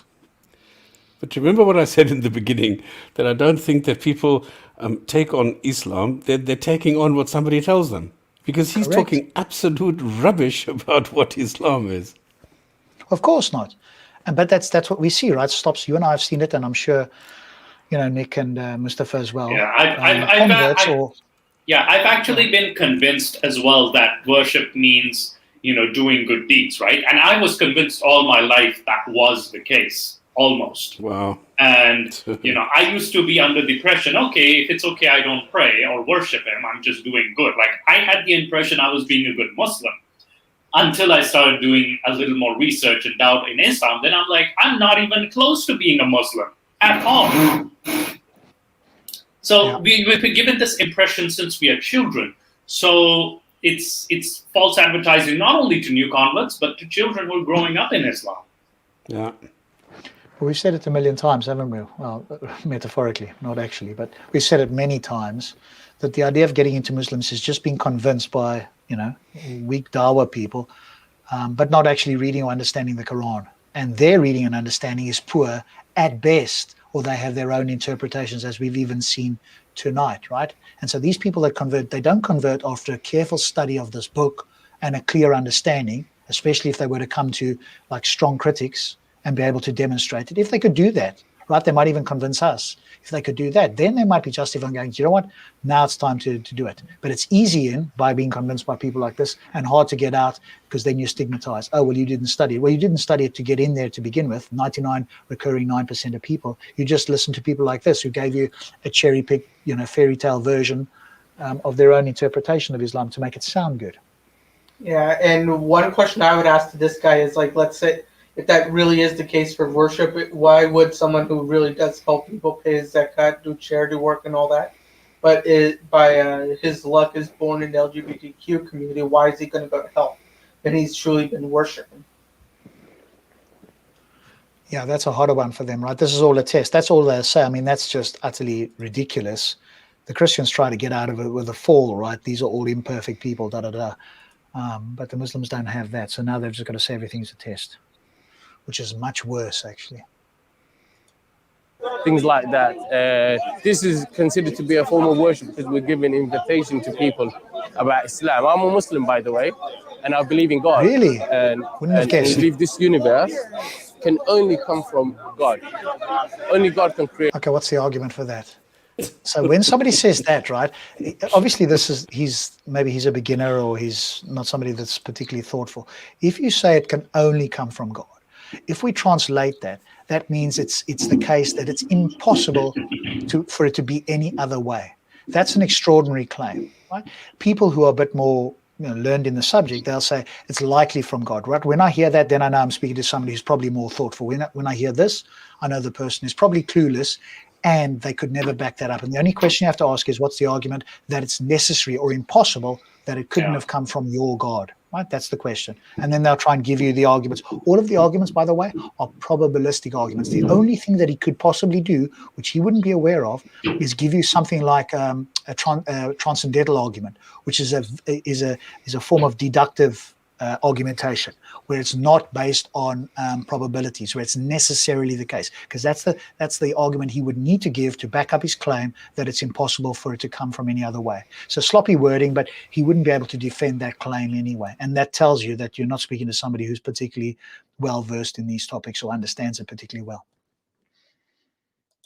Created. When you analyze the universe, yes, it affirms that it can only have a creator. Well, of course it doesn't, and neither the science nor the philosophy shows in that direction. It's not a decided thing. But anyway, that's a probabilistic argument, regardless of whether it had some sort of a beginning or not. So what you're putting forward now doesn't remotely reach the level of the claim that you were making before. Yeah, one example I would give for that is, in an evolutionary standpoint, is humans have this one vein that goes down underneath the sternum and comes back up almost in like a J sense instead of going directly up, which if you're in an engineering sense, you're using extra material, which is a waste. So if it is created, why are there design faults essentially in your system? Yeah, I mean, that would be a valid critique against the design argument. He hasn't brought that up yet, right? He's trying to give the cosmological argument at the moment, right? The universe is being designed. But you're absolutely right. You could look at how poorly designed we are when somebody says, hey, look how wonderfully we designed, which is, again, different from the fine-tuning, right? The constants are being fine-tuned, etc. And then there's various responses to that as well. By intelligent being, and it's finely tuned. Everything is perfect. And there we go. It's finely tuned. Okay, so what's perfect? Give me an example of something about human beings that's perfect. That's what I'd be asking this guy. Tell me something that's perfect. No matter what he says to you, we could easily provide an example of where it's better. Maybe it's the eye, maybe it's whatever. Right, we could have eyes that could see better in the dark, could see further away, right, that wouldn't be affected by direct sunlight. You know, you could have a membrane that comes over the eye, like dark glasses automatically, whatever it is. All of this would have been better. But then, of course, the other question you've got to ask probably before that is, what do you mean by better or best? It's perfect. What does that mean? Right, give me a goal based on what? Now, somebody like this probably you wouldn't be able to do that with, right? He's not sophisticated, so asking that question would be above his head. But you could just appeal to the intuition of people who are watching and just give better examples. Ask him for an example, and then just show how you could easily make anything that's basically human design, better. And better without even asking what better is, because he wouldn't have a criteria anyway, and then just leave it to the audience to go, yeah, well, obviously that can be the case. With somebody more sophisticated, you could do it, but not with this guy. Sorry, go ahead. Oh yeah, no. I was gonna just bring up like it might be related, but in terms of like the human design itself, right? We might just have the better vision, maybe slightly like better intelligence, even that could be debatable. But then, our primate cousins have many advantages over us, many, which is strength, which is durability, speed. There's so many abilities that our primate cousins would crush us in. So there's no perfection in the human design itself. Maybe they talk about the brain, but then you can just ask the question, what is it about the brain that makes it a perfect design? Now, they have to give you some criteria, and then all you do is show that those criteria, they can be improved upon. In any way they put forward, you can improve upon it. Right, you've got better memory, it lasts longer, it doesn't require food or fuel or whatever the case is, you can get it from sunlight. Or whatever the case may be, right? You can easily show anything, possible thing that they could think of, you can show they can be better designed. But just ask them for an example, then some criteria which they won't be able to list, and then you just give your own to appeal to people who are listening, and then they go, oh yeah, of course it's obvious, right? And then they can see how poorly designed we actually are if you were going by any criteria by which is meaningful to human beings. Well, I did this in a stream. I don't know if you remember, I think this was even with sources, where I said, look, it's always better to have a working hip than a broken hip. So if I have a malfunctioning hip or a birth defect so that I can't walk right, it's always better to be able to walk right. So the thing what they said is, well, if you have a hip then this is a challenge. In other words, this is a test from God, and therefore, the harsher the test, the better the reward. So, this is, you can't win because they're going to turn this around. Eh? But that's, you and I have spoken about this, that's exactly. Disastrous for them. Because then if it was a test and the greater the reward, everybody would will to have the worst possible hips. We'd all want broken hips because the test would be greater, and we know that it's a short-term test and the reward is longer. So that argument is so self-defeating, it's just not true. It's so, if you just have to think about it and you pose it like that, you can immediately see that is utter nonsense to say the greater the test, the greater the reward. Because then we should all believe this. And God should do it. You can't argue. So Rob, you cannot get through. Yeah, you can't get through. No, I was just gonna say I looked at the comments a bit, and Charmaker, if you're really interested, I'd actually love to have a discussion with you in the Discord chat after the show is over. Please do join us. It's not that we're obsessed; it's that we want to hear alternative views as well. Please come on the Discord so we can discuss this further after this video. I can't see it. Yeah. So I can't see it stop. So maybe you can just post the link a few times to get people on there if they want to come and have a discussion. But that response is just so self-defeating. It's unbelievable. It's like they haven't really thought about it. Now, so either they have to agree why that are we you are. so obsessed? Why are you so obsessed with Islam? We've answered that several times. It's just that it's just something. It's our empathy. It's our altruistic streak that we want to help people. We want to help Muslims and non-Muslims alike. It's in the title. This is what we do. We are here to help people understand Islam. So it's not that we are obsessed or anything with Islam. I'm not obsessed at all. I spend 2 hours a week talking about Islam. I don't think that's an obsession. It's just that something I think is necessary to be done with this so that people don't get fooled by the guy here in the park, but actually get the information that is objective, that is correct, that is factual, and that enables people to make an informed decision. That is what we're doing, and that's what we're here for. Of nature and so on. So I invite you guys to look into the idea of believing God. Holy crap, is that the best he can do? Now he's inviting them to look into the idea. He hasn't provided a substantial argument. He's made some ridiculously high claims that he hasn't remotely even attempted to properly put an argument forward. I mean, maybe he's a beginner. He's just out there, he's learned from somebody and he's just giving it a go and hoping that he's not going to be challenged. I mean, we're only 2 minutes in and he's inviting them to think about God already. I mean, this is just terrible. Before, but I just can't wrap my head around it. No, but it's innate. The belief of God, one can actually prove believing in God without using scripture. We believe everyone is born believing God. Great. So if you believe that, what would be the falsification? If we could give you a group of people that have never believed in God in their entire history, and you can trace it back thousands of years, would that disprove your claim?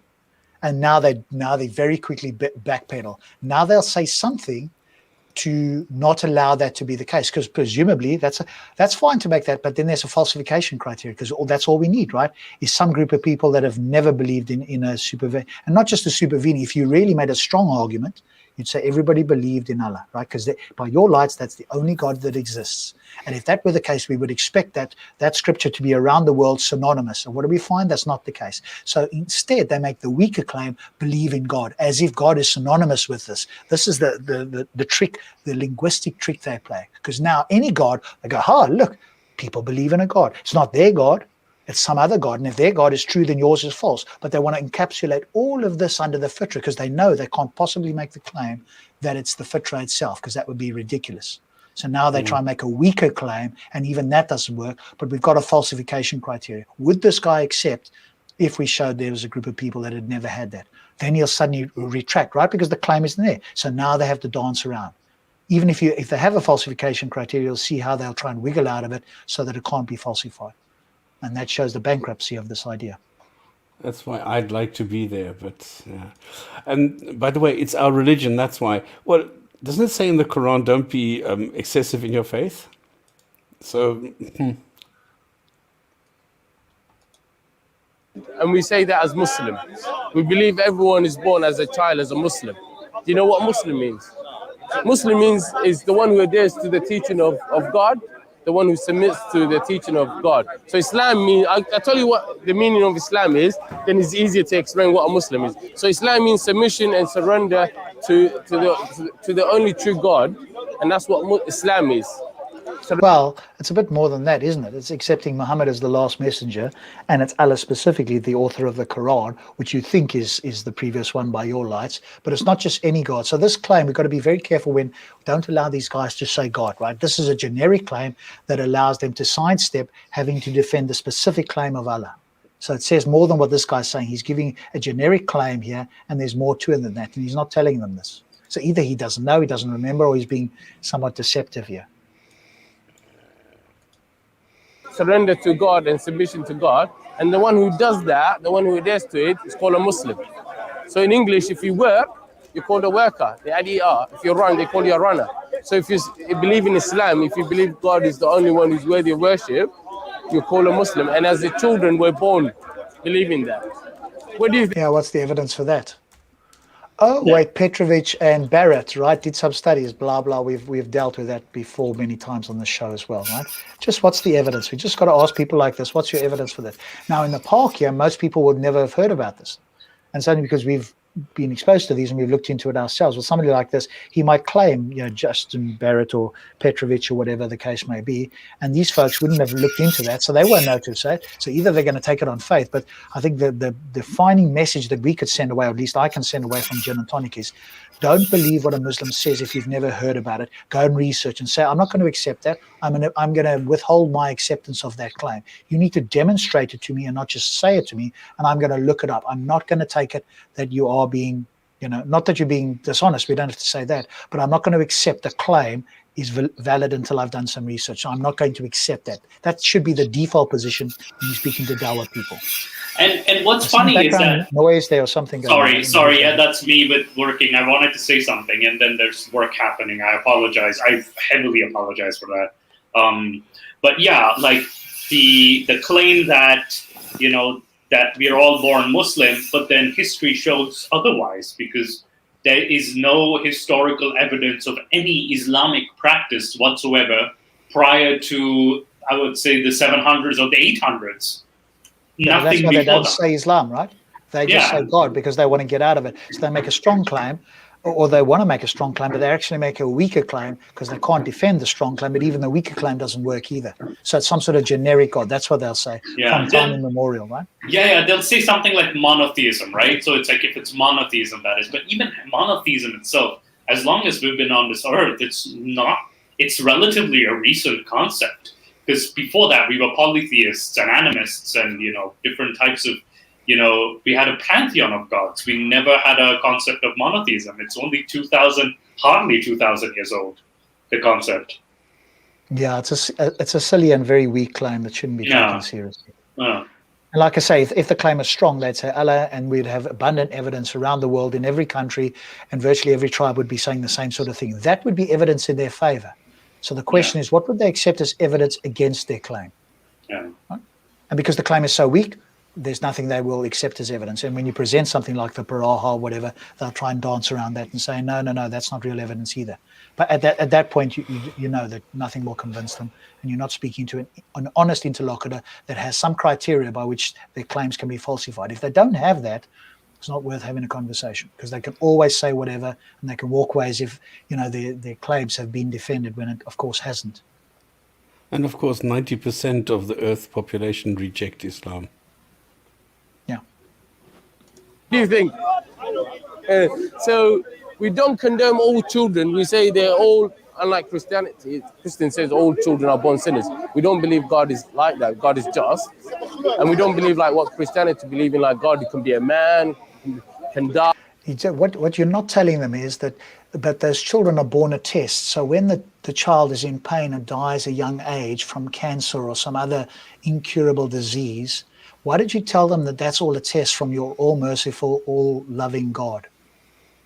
That part you're going to eliminate, aren't you? You're going to point out that the Christians say they're born into sin, but you're going to eliminate this part that it's all a test that people have to go through. And if this child was begging you to end its life because it was in so much pain, somebody like you would just sit there and go, that's a test, the child needs to go through it. Why don't you tell that to these folks? and see how much they like Islam then. Die. If God is a man, you say, why can't God be a woman? I mean, what is your actual view? Who is God? Okay, so are we you or me, or are they okay, so we don't believe God. Oh goodness, I don't like the coverage. So we don't believe God to be a woman or a man or monkeys and so on. God doesn't have any gender. So God, we believe, is outside of his creation. He's not within the creation. God is the creator and we are his creation. The trees, the moon, everything is his creation. God created everything. You see, and we. She asked you It what doesn't was answer the God, not question. what did he create. Yeah, exactly. Not what he created. Explain to her or him what the nature, the attributes, the essence of this God is. You could give 99 names, but even that doesn't remotely describe this being. What is this? How, if I were to meet this entity, how might I recognize it? What would need to be the case that I go, this is a God and not some apparition or some evil entity or my mind playing tricks on me? What would be the case? So he's of course not answering the question. Why? Because of course God is completely unclear to Muslims. They can have names, but names doesn't tell you that much. And it certainly doesn't tell you the true nature of God in any visible way. And so all they say is nothing like the creation. Well, I'm not asking what he's not like, I'm asking what he is like. Right? Notice what will happen there. They're telling you what he's not like or his, what he's done about creation. And we know that he's 30 meters tall, well, just about 30 meters tall, and looks like Adam, so he's male. That's what we learned last week. Sits on a throne and has 2 right hands and 2 right feet and all that sort of stuff. And so probably doesn't even look like a good version. He wears a hijab too, apparently. Apparently he wears a hijab too. Yeah, look that up, guys. Apparently God wears a hijab. I'll do a TikTok post on that too soon. Okay. Believe like Christianity, God created the world like 6 days and the 7 days rested. We don't believe God to be having and deficiencies or weaknesses. Okay, but the Christian can simply answer that rested didn't mean that he was tired. It simply mean that he now looked on his magnificent creation, right? So again, this is a very simplistic, unsophisticated view. The Christians have easily got an answer. It's not like God got tired. They don't believe that, right? So that's metaphorical. Just like you think, or some Muslims think that it's metaphorical that he's got 2 right hands and all that sort of stuff. The Christians will say the same. So you can straw man them or give a simplistic view, but that's not going to make you look good to anybody that kind of knows a little bit about it. We just saw in the Quran that it says that it was everything created in 6 days. So what did he do on day number 7? Well, obviously by their lights, probably the Bible got it wrong. So it was actually supposed to be 6 days, because what was the 7th day, right? Resting, which is just. Yeah, but we have 7 days in a week. So what did he do on day 7? Well, he reflected, right? He looked back at his magnificent creation or whatever, right? Yeah, but the same is in the Quran. But the Christians are never going to accept that he was tired and that he was resting. I mean, that's just a complete straw man, right? Yeah. And it's easy to do. You can straw man. Good. Yeah. You can straw man Islam as well, right? So just be careful of straw manning. But again, probably these folks don't know what the Christian view is on this. That's the problem, exactly. So he makes it look silly, but in fact, he's being a straw man. So it's easy to make something look silly when you're not representing their view accurately or as best you can. We believe God is all to be powerful and so on. And then, how do we know God existence? Through revelations and through and the innate disposition I was telling you. We already have certain tools to recognize the Creator. So, for instance, you don't need to be taught to know it's wrong to murder someone. You don't need to be taught it's wrong to marry your father or your mother. Do you see? It's innately, it's got. Well, that's clearly not the case for everybody. So either some people, your claim is falsified by some people, or you've got to explain how other people don't do that. And you take the intuitive versions of these, but what about the counterintuitive? What does the Quran say about embryonic stem cell research or other topics today that the Quran doesn't mention? How do you establish that? Now you've got to go look in there and try and infer something. Go, hey, well, it kind of says that, so I'm going to take it that it means this. Is that the best you can do? Right. So all they do is appeal to the normal ones. Just give them one that's not in the Quran or that's hard to do, or ask them about, homosexuals or whatever else. Right. How did that work? What's your answer to that? Feeling you get. So we believe that is created within us, and it's called in Islamically, it's called the fitra. Fitra, if I were to translate in English, it means the natural disposition, the natural inclination. So that is given to all of us. You see, and then to make matters clear, God has to send revelations. What? Is he not good enough to give you the innate fitra that he has to back it up with something else? Oh, but the Muslim will say, but that might violate your free will. Obviously, we've dealt with that. It won't violate your free will because you have free will, you have heaven. There you could do something evil, but a sophisticated Muslim might just say, well, you just don't have the inclination to. Yes, you have free will, you could do something, but you just always choose good because that's your inclination. Or we could do the same here. Or in fact, you could still have the inclination to do wrong. But the fact that you have this innate ability that there needs to be backed up because it's not clear or good enough the first time by further revelation should tell you something. Either your God is poor at doing this, or you all you're going to do is appeal to the mystery of God. There must be some reason why. I'm not sure that you can back it up with the rational argument, but by all means, give it a go. He doesn't realize he's just killed Islam. This is the problem. He's so like focused on his script. The fact that you say that you have something called the fitra, and there is something that God built into us when we were created by this creator God to realize that there is a God. But this God forgot to put the message in there so that he has to send revelation to fix that error. And then he makes another mistake in the revelation. So he has to fix that error and send Muhammad. But that is not enough. So he has to fix that mistake and then go and send another 124,000 people to fix that mistake. And he still failed. So excuse me, you have just disproven Islam completely. Or presumably they'd say the other messengers came before Muhammad because he's the last. But if that were the case, what would we expect to find? This is a question any critical thinking person ought to ask themselves. What would we expect to find if these messages had gone out around the world to every nation? We would expect to find the same message throughout the world if these messengers were good and the message was kept. And I asked the Muslim this, and he sort of jumped around about this. And he recognized that the message wasn't kept clearly. And then I'm going, but hang on a moment. If the message wasn't preserved, because that's what you would expect from these 144, and if I went to the Amazon or I went to the Eskimos or I went to the Aborigines, they would all have the same message, be painted on the caves, they'd have some tablets, whatever the case is, that have stood the test of time, and they all say the same thing. That's what you would expect if you had all these messengers sending the same message. Instead, what do we get? The exact opposite. Chaos, yeah. Exactly. And why so religious is just making a good point. Because if we are all born with this ability to recognize God, what is wrong with 90% of the population rejecting Islam? How come they all reject it?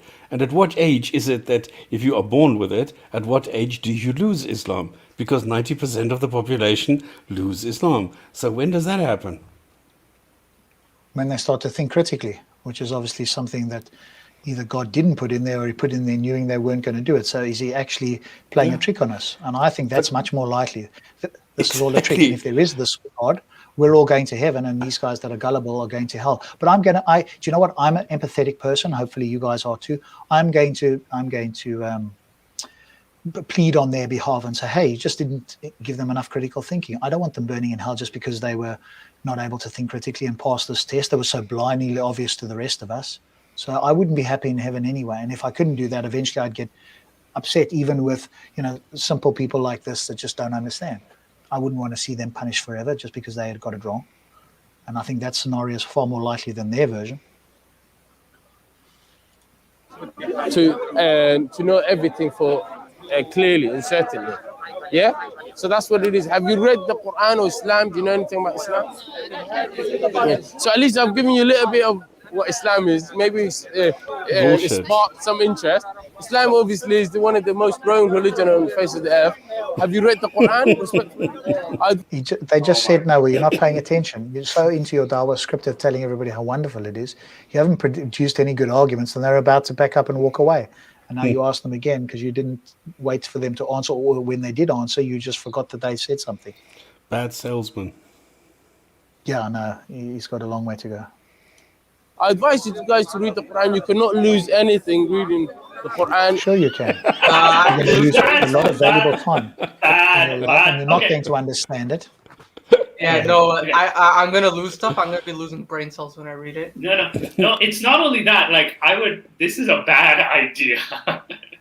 Bad idea. Like that, they will actually reject Islam if they read the Quran. Wait till they Well, get they won't to even camel urine understand it. verse. Wait till No, they get that's- to They're not going to understand it. But that's in And this guy Hadith, doesn't though. understand it.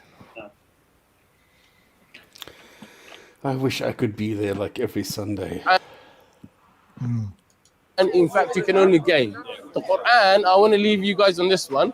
The Quran is the only religious scripture that makes a claim of his authenticity. So the Bible doesn't give you any challenges What the hell? to find out whether it's from God. The old challenge, right? Hope that you come across people like this that don't know what the challenge, that it's not an actual challenge, that it's unfalsifiable, and in fact is not in any way a challenge because it negates itself in the same book that you claim is a challenge. But yes, tell us how this is a challenge, by all means. The Quran gives you two challenges, and it tells you if this book was other than God, then it will have mistakes. And he's asking you to find any contradiction. And when we bring them, then you deny them and you become irrational. So what is there to do? And I've done it with at least probably 40 or 50 Muslims now, right? At least, because the inheritance here is just such an easy one to do that they can't get around. And then you see what happens when you actually meet the challenge, then suddenly they stop thinking rationally. So what's the chances, right? All you appeal to is other people who might be sitting quietly or looking at it, and they'll go, yeah, this can't be the case. But let's see what the other challenge is, right? So bring a mistake, we've done that, then they just become irrational. What's the other one? Yeah, that's one of the challenges. Oh, so please, in Mr. science, they Can I call put the it bed? falsification. Sorry, say that again. Please, Mr. Teacher, can I put a bet down? Yeah, he's talking about science now. No, you'll win the bet, I'm sure. Test. So the Quran offers you a falsification test, a test you can do to falsify the Quran. Say, for instance, me and you to argue about who's the fastest. What's the best way of settling it? To have a race, isn't it? Oh, great. So we use your analogy. So what's the criteria by which we can establish the person that crosses the line first? Now tell us the objective standard by which we can do this with the Quran. And let's forget that it says that you'll never be able to do it. We'll put that aside for the moment because even you probably don't even know or remember that, or you might not be telling them that. But what's the criteria for establishing He just shot himself in the foot. So the Quran gives you a test that you can do to know whether the Quran is from God or not, and it tells you find one contradiction. That's one of the challenges. The other challenge is the inability. So the Quran tells you go and see if you can make it. Say again. What did I win? A chapter like the Quran, just one chapter. The Quran is 114 chapters, and this challenge is stood for 1400, and it's still standing. We come here every Sunday and we challenge Muslims and non-Muslims, anyone to non-Muslims we challenge to go and present the challenge of the Quran. They can't. Yeah. Well, Once again, hang thank you. on. Look into Islam. Well, that's the end Thank anyway. Yeah. There we Hang go. on, I like the claim that it's always 1400. But the thing is, the 1400 years itself is lunar years, right? So it's only the according to the Islamic calendar. But according to the solar calendar, that is, we have barely crossed 1400 years. Like that would be actually the year 2032. That would be accurate. 2032 or 2100. Yeah, they're just taking. Yeah. They're just taking normal Gregorian years, I guess. Doesn't matter. I mean, that's. No. But the idea that nobody's ever done it is, of course, laughable. They haven't given a criteria, and anything you bring, they just dismiss anyway. So, because they have to, right? Because that's what it says. So, put out a challenge that isn't actually a challenge, and then reject anything that comes in, and put out something where you presented with errors, and then just become irrational and say it's not an error. Yeah, it's an example of a double bind too. Like you're damned if you do, damned if you don't, right? So even if you take the challenge on, you're just set to fail. But nobody would take a challenge unless they knew the criteria, and especially if they knew it was possible. So you need both of those. You need to know that it can actually be established, and what the criteria are, and then you can decide if you want to. If that's not provided, then why would you do it? Yeah. But that just makes it easy for them, right? Because then they can, say something like this guy does boastfully. Oh, it's never been done, as if it's an actual challenge that anybody ought take seriously. Thoughts, gentlemen? Thoughts to close it off? And by the way, the challenge has been taken on, especially in recent days too. Like Surah Corona, Surah the Great Atheism. There was the the one Abdullah Samir did with the chicken and the egg. And yeah, there's a few surahs out there that I did it 3 times, and there's an entire web page called surahlikeit.com. Really? No way. Yeah, I should definitely check that page out too. I wonder if it still exists. Let me just quickly check. Closing thoughts on the video while Stops does that. Nick? Yeah, closing thoughts would be more, he's not very well versed. Oops. He's just following he's not. I think he's also having a little bit of he's trying to rationalize it, but at the same time he's also shooting himself in the foot. He's doing a terrible job at it. Yeah, no, I was not convinced by any of his arguments. Yeah, and if anything, I was hearing Robin, Stops pointing out, there's so many errors. Within 19 seconds, you just had, so many errors, with the challenge, then you had, Crap, I'm losing memory here. There's so many, the criteria, there's no set criteria for anything. And, the assumption that everybody's born a Muslim, but then evidence shows otherwise. So, if everybody was born a Muslim, we would not have polytheistic idols and polytheistic religions that existed prior to not only Islam, but Judaism and Zoroastrianism as well. Okay, it's no longer existent. Oh, wow. It doesn't exist anymore. They probably ran out of money. There are people commenting the surah, likeit.com. So there is Surah Like It Refuted. But the Surah Like It site, the page itself is missing. Yeah, I even plan to do a tafsir of the, just the surahs that are out there, just to, legitimize their, equivalence to the Quran. I plan to do a tafsir on them. Yeah. Okay, that's the one to go and have a look at. Oh, there we go. Yeah, closing remarks from my side, I would just say that this guy hasn't convinced me, because even me as an outsider was able to point out a lot of mistakes. And there was also another comment before by, I believe, X. I'm a brown guy and also take other brown people's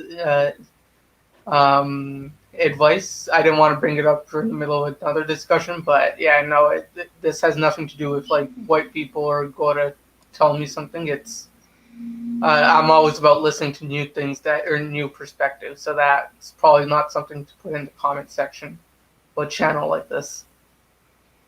Cool, thanks very much. So BJ Price is just putting in there this Finding Truth. I've got a video that this guy did with Aaron Ra. I haven't watched it yet, so I'll have a look and see. Maybe we can reach out and he'll come on here. If he's gone on Aaron Ra and he's gone on with Steve McRae, which is this other one, or at least Steve McRae is in there from what I can tell, then he might come on here, so who knows. So just my final thoughts. I think obviously this guy is either a beginner or he's a very unsophisticated Dawah pusher, but he's doing it with ignorant people, so he can make all kinds of claims. He's not pressed at all, and he puts the cart before the horse straight away. So he hasn't learned how to do it. It's like maybe myself, any of you guys, we could all teach him how to actually do Dawah better if he's got any chance of trying to convince people, because the way he did it there, they'll be polite and give him a few minutes of their time, and then they'll just walk away and go. So that was just another example of somebody who doesn't know very much, B, can't present arguments properly, and C, begs the question straight out of the gate against people who don't believe what he believes, and then just makes these vacuous claims. And if he were to come across any of us, we'd be able to quickly show that none of those can be substantiated. But that's the point there, right? They just hope they come across people who don't ask a lot of questions, and it makes them look good on camera because they don't have a challenge. And so all of their, fandom will go, look, that was wonderful. This is actually what you read in the comments, because remember, I was very late. So I thought, let me check if there are any crazy comments. But all I saw there was, well, yeah, this guy's getting better, and this was very convincing, and this is so good to see how Islam is making a change, and the usual stuff. Totally uncritical. Yeah, just words of encouragement, practically. All All right, ladies, gentlemen, we have reached the end of the gin. This time flies when you're having fun. 2 hours gone. I hope we have entertained and educated you at the same time, so that you got some information here from us about Islam. If you have any ideas, if you want something that we should check, if you have something that you want to contribute, feel free to do so. So we're very welcome, even if you're a Muslim. If you want 15 minutes to present something on Islam that you want to do, go ahead. We're giving you the platform. This is not a Dawah platform where everything is restrictive and censored and everything. No, we are giving you Dave, brilliant. So there's a Wayback Machine, has some sort of if you go to archive.net, they have a history section where you can find pages that have existed in the past on the internet but don't exist any longer. So if you want to go and find how many of my videos had millions of views, you can use this engine to go back in time when I was not banned and blocked yet from the internet, from YouTube. But seriously, you can go to suralikeit.com and go and find out what they were showing. So, yeah. All Cool. right. The Hadith of the day, sir. So we're going to close with that. Sorry, I was not quite finished, because if anybody wants to contribute something, they can do so. And if somebody has a video that we should go and look at, please give it to us, but make sure that it's a very short one, because you realize that it takes a hell of a long time to go through even a 5 or 6 minute video. If there's anything that you want done, if you want anything to talk about, feel free to contact us.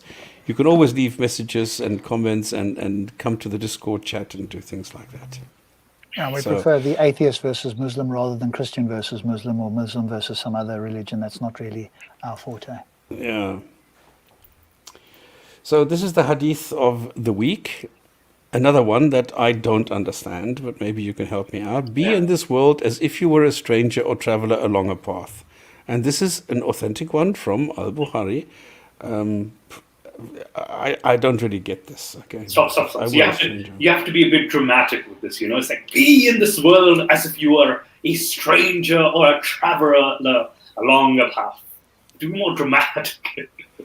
So if I'm on my way to McDonald's, I'm a traveler along a path. Yes, so you have to be a stranger when you go to McDonald's. Okay. I'm in Dubai for the first time, and I asked the concierge, where's the nearest McDonald's? He says, just cross the road there and turn left. Okay, so now I'm a stranger and I'm a traveler along a path. Now what? So now you've got to infer all kinds of things there, right? Maybe a stranger is somebody who's in awe of the world or his surroundings or whatever. It doesn't make it clear there. And again, you could easily add that in. Be as a stranger and be in awe and look and marvel at the wonder of Allah or something like that, right? That would make it crystal clear. But you can infer anything you like about being as a stranger. Exactly.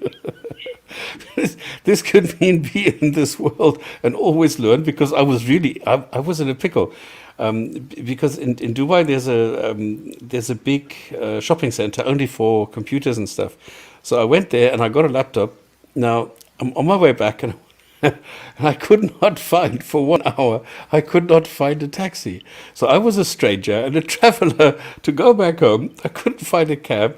So if I were in this world, I would love to be able to summon a cab when I need one. Is that what I'm getting from this? You could also go, well, be as a stranger, right? A stranger could be very cautious of everything around you, right? If the world is set up as a nasty place, and you don't know, then you're going to be you're going to be cautious of everything. You're going to be very cautious of speaking to anybody, doing anything, because you could get injured or killed or whatever the case is. So it depends what the stranger is, what world are you on, and how would you act given whatever your goal is in that world. If you wanted to commit suicide, then obviously just go and run off the edge of a cliff or a building or something. So, these are like what Daniel Dennett, the famous philosopher, says, like our truisms. They sound profound, but in fact, they don't tell you anything. Exactly. That's exactly the point that I was trying to make. You can put anything in there. So what's the point? Yeah, be as a blind man, be as a wanderer, be as somebody who was flying like a butterfly. Insert your own words there. You forgot the truth seeker. Oh, yes, the truth seeker. All right. Thank you very much, guys. See you next week. and same time, same channel, same place, same everything. If you have any suggestions, come on over, and otherwise we will just suggest something for you. See you around. See you next time. Good See night. you on Discord. Good night, everybody.